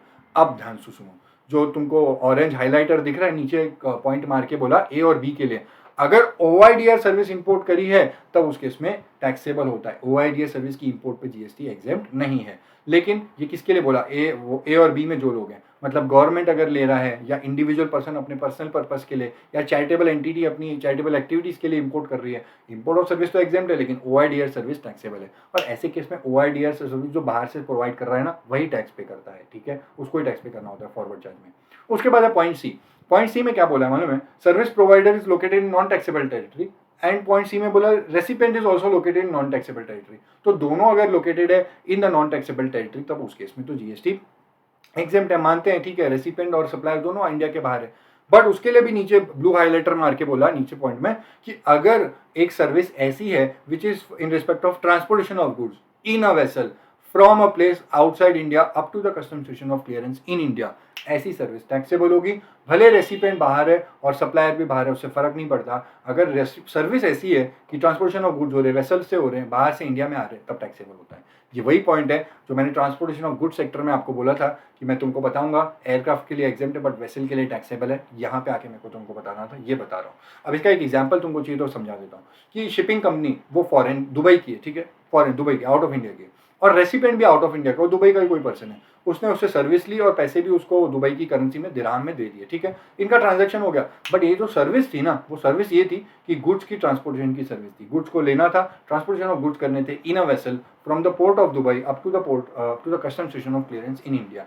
ये सप्लाई और सर्विस टैक्सेबल है। ऐसे केस में जो इंपोर्टर है, जिसके लिए गुड्स इंपोर्ट होकर आए हैं, वो इंपोर्टर के ऊपर ही टैक्स पे करने की लायबिलिटी होती है। ये आरसीएम चैप्टर में अपन पढ़ते हैं, वहां पे जाएंगे तो पढ़ा दूंगा। अब ये पॉइंट तुमको करा दिया, ये हो गया। इसके बाद में और कुछ नहीं, आगे जा रहे हैं। पॉइंट 2, आरबीआई की सर्विस। देखो आरबीआई सप्लाई जो देता है वो एग्जेम्प्ट है, बट आरबीआई की एक इंपोर्ट ऑफ सर्विस है वो एग्जेम्प्ट है। वो import of service if it is in relation to management of foreign exchange reserve, तो ये वाली जो आरबीआई की इंपोर्ट ऑफ सर्विस है एग्जेम्प्ट है। उसके बाद में टूर ऑपरेटर ने फॉरेन टूरिस्ट को सर्विस दी। टूर ऑपरेटर फॉरेन टूरिस्ट को जो भी सर्विस दे वो टैक्सेबल होती है और उस पर हमेशा आईजीएसटी लगे। भले दोनों बाजू में खड़े हो, लेकिन उसको इंटर माना जाता है, उस पर हमेशा आईजीएसटी लगता है। लेकिन एक एग्जेम्पशन है, अगर उसने टूरिस्ट को फॉरेन टूरिस्ट को जो सर्विस दी, it is in relation to a tour wholly outside India, tour wholly outside India, तब इसने जो सर्विस दी फॉरेन टूरिस्ट को वो एग्जेम्प्ट होती है।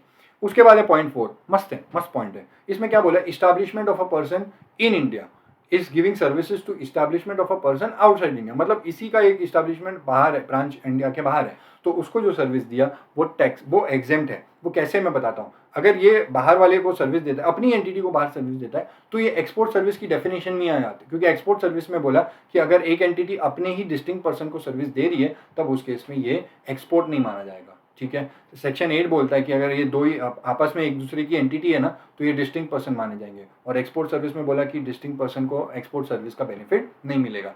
तो यहाँ पे पॉइंट 4 में बोला कि भले इसको एक्सपोर्ट बेनिफिट, एक्सपोर्ट नहीं माने, लेकिन एक्चुअली इसको टैक्स तो मत लगाओ, क्योंकि इसके ऊपर इंटरस्टेट का ट्रांजेक्शन का टैक्स लग रहा है, आईजीएसटी।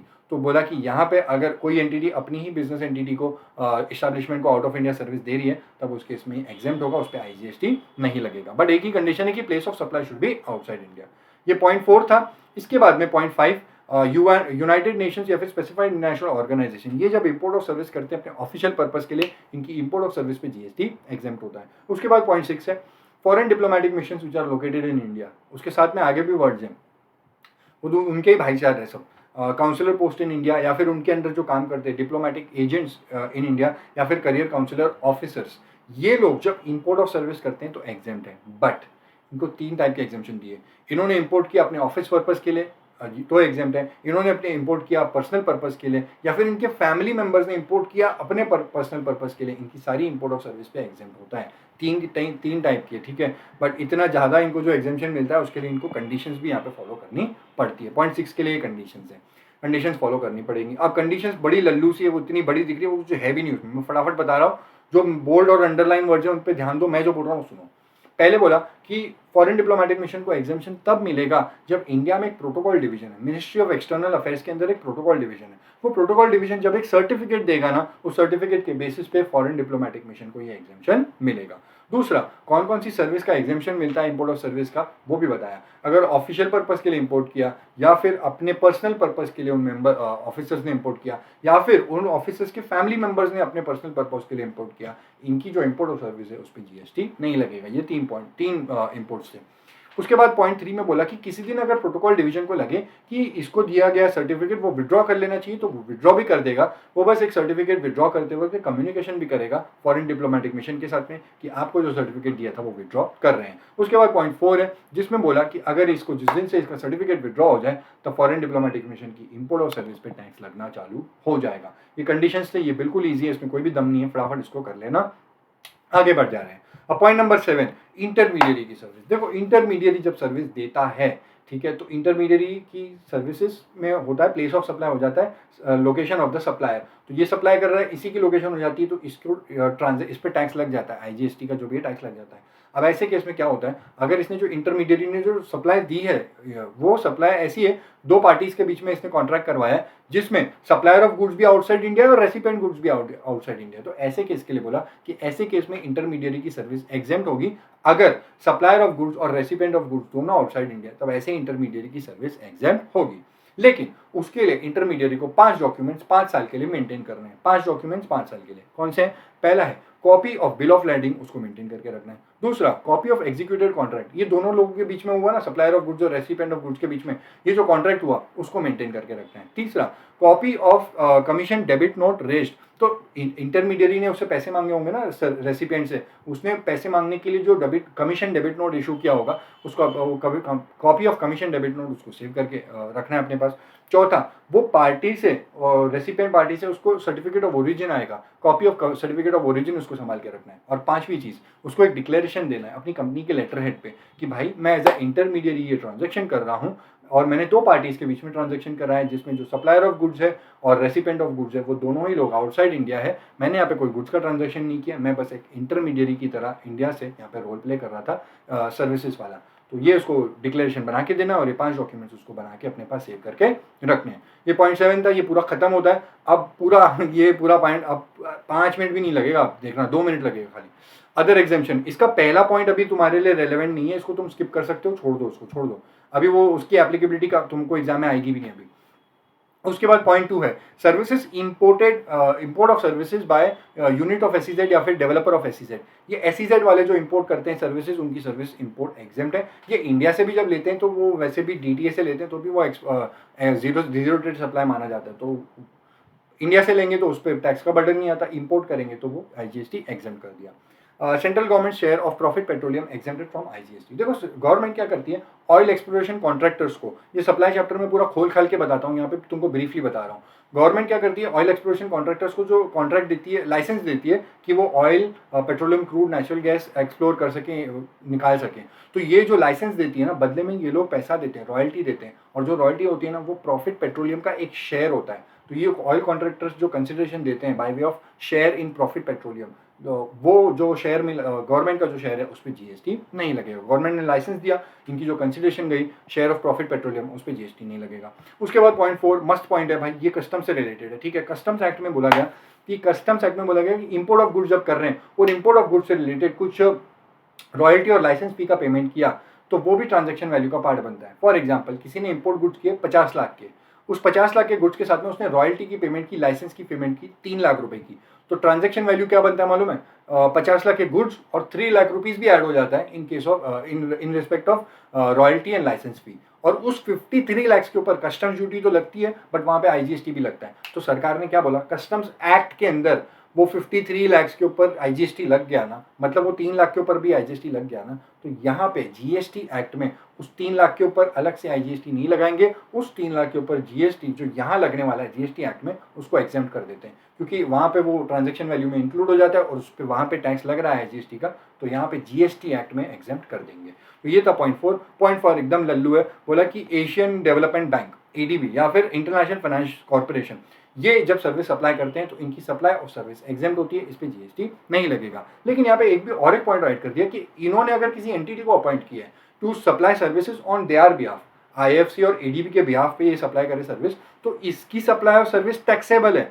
एग्जेम्पशन सिर्फ तब मिलता है जब IFC और ADB खुद सामने से डायरेक्टली जब सप्लाई ऑफ सर्विस करते हैं, तब इनकी सप्लाई ऑफ सर्विस एग्जेम्प्ट होती है, उस पर GST नहीं लगेगा। ये सारे पॉइंट्स खत्म होते हैं, ये पूरा चैप्टर खत्म हो गया। 26 पेज था, तुमको फटाफट सब पॉइंट करा दिया यहाँ पे। अब और कुछ नहीं बचा। This is the end of exemptions chapter and पूरा रिवीजन करा दिया। Thank you so much if you enjoyed the video, you really like the video, तो वीडियो को लाइक भी कर दो, एंजॉय किया, कुछ सीखने को मिला। Like the video, subscribe the channel, comment on it and thanks a lot, all the best. बाकी रिवीजन भी लेके आता रहूँगा बहुत जल्दी। All the best, C you, bye, thank you for all the support, thank you, bye.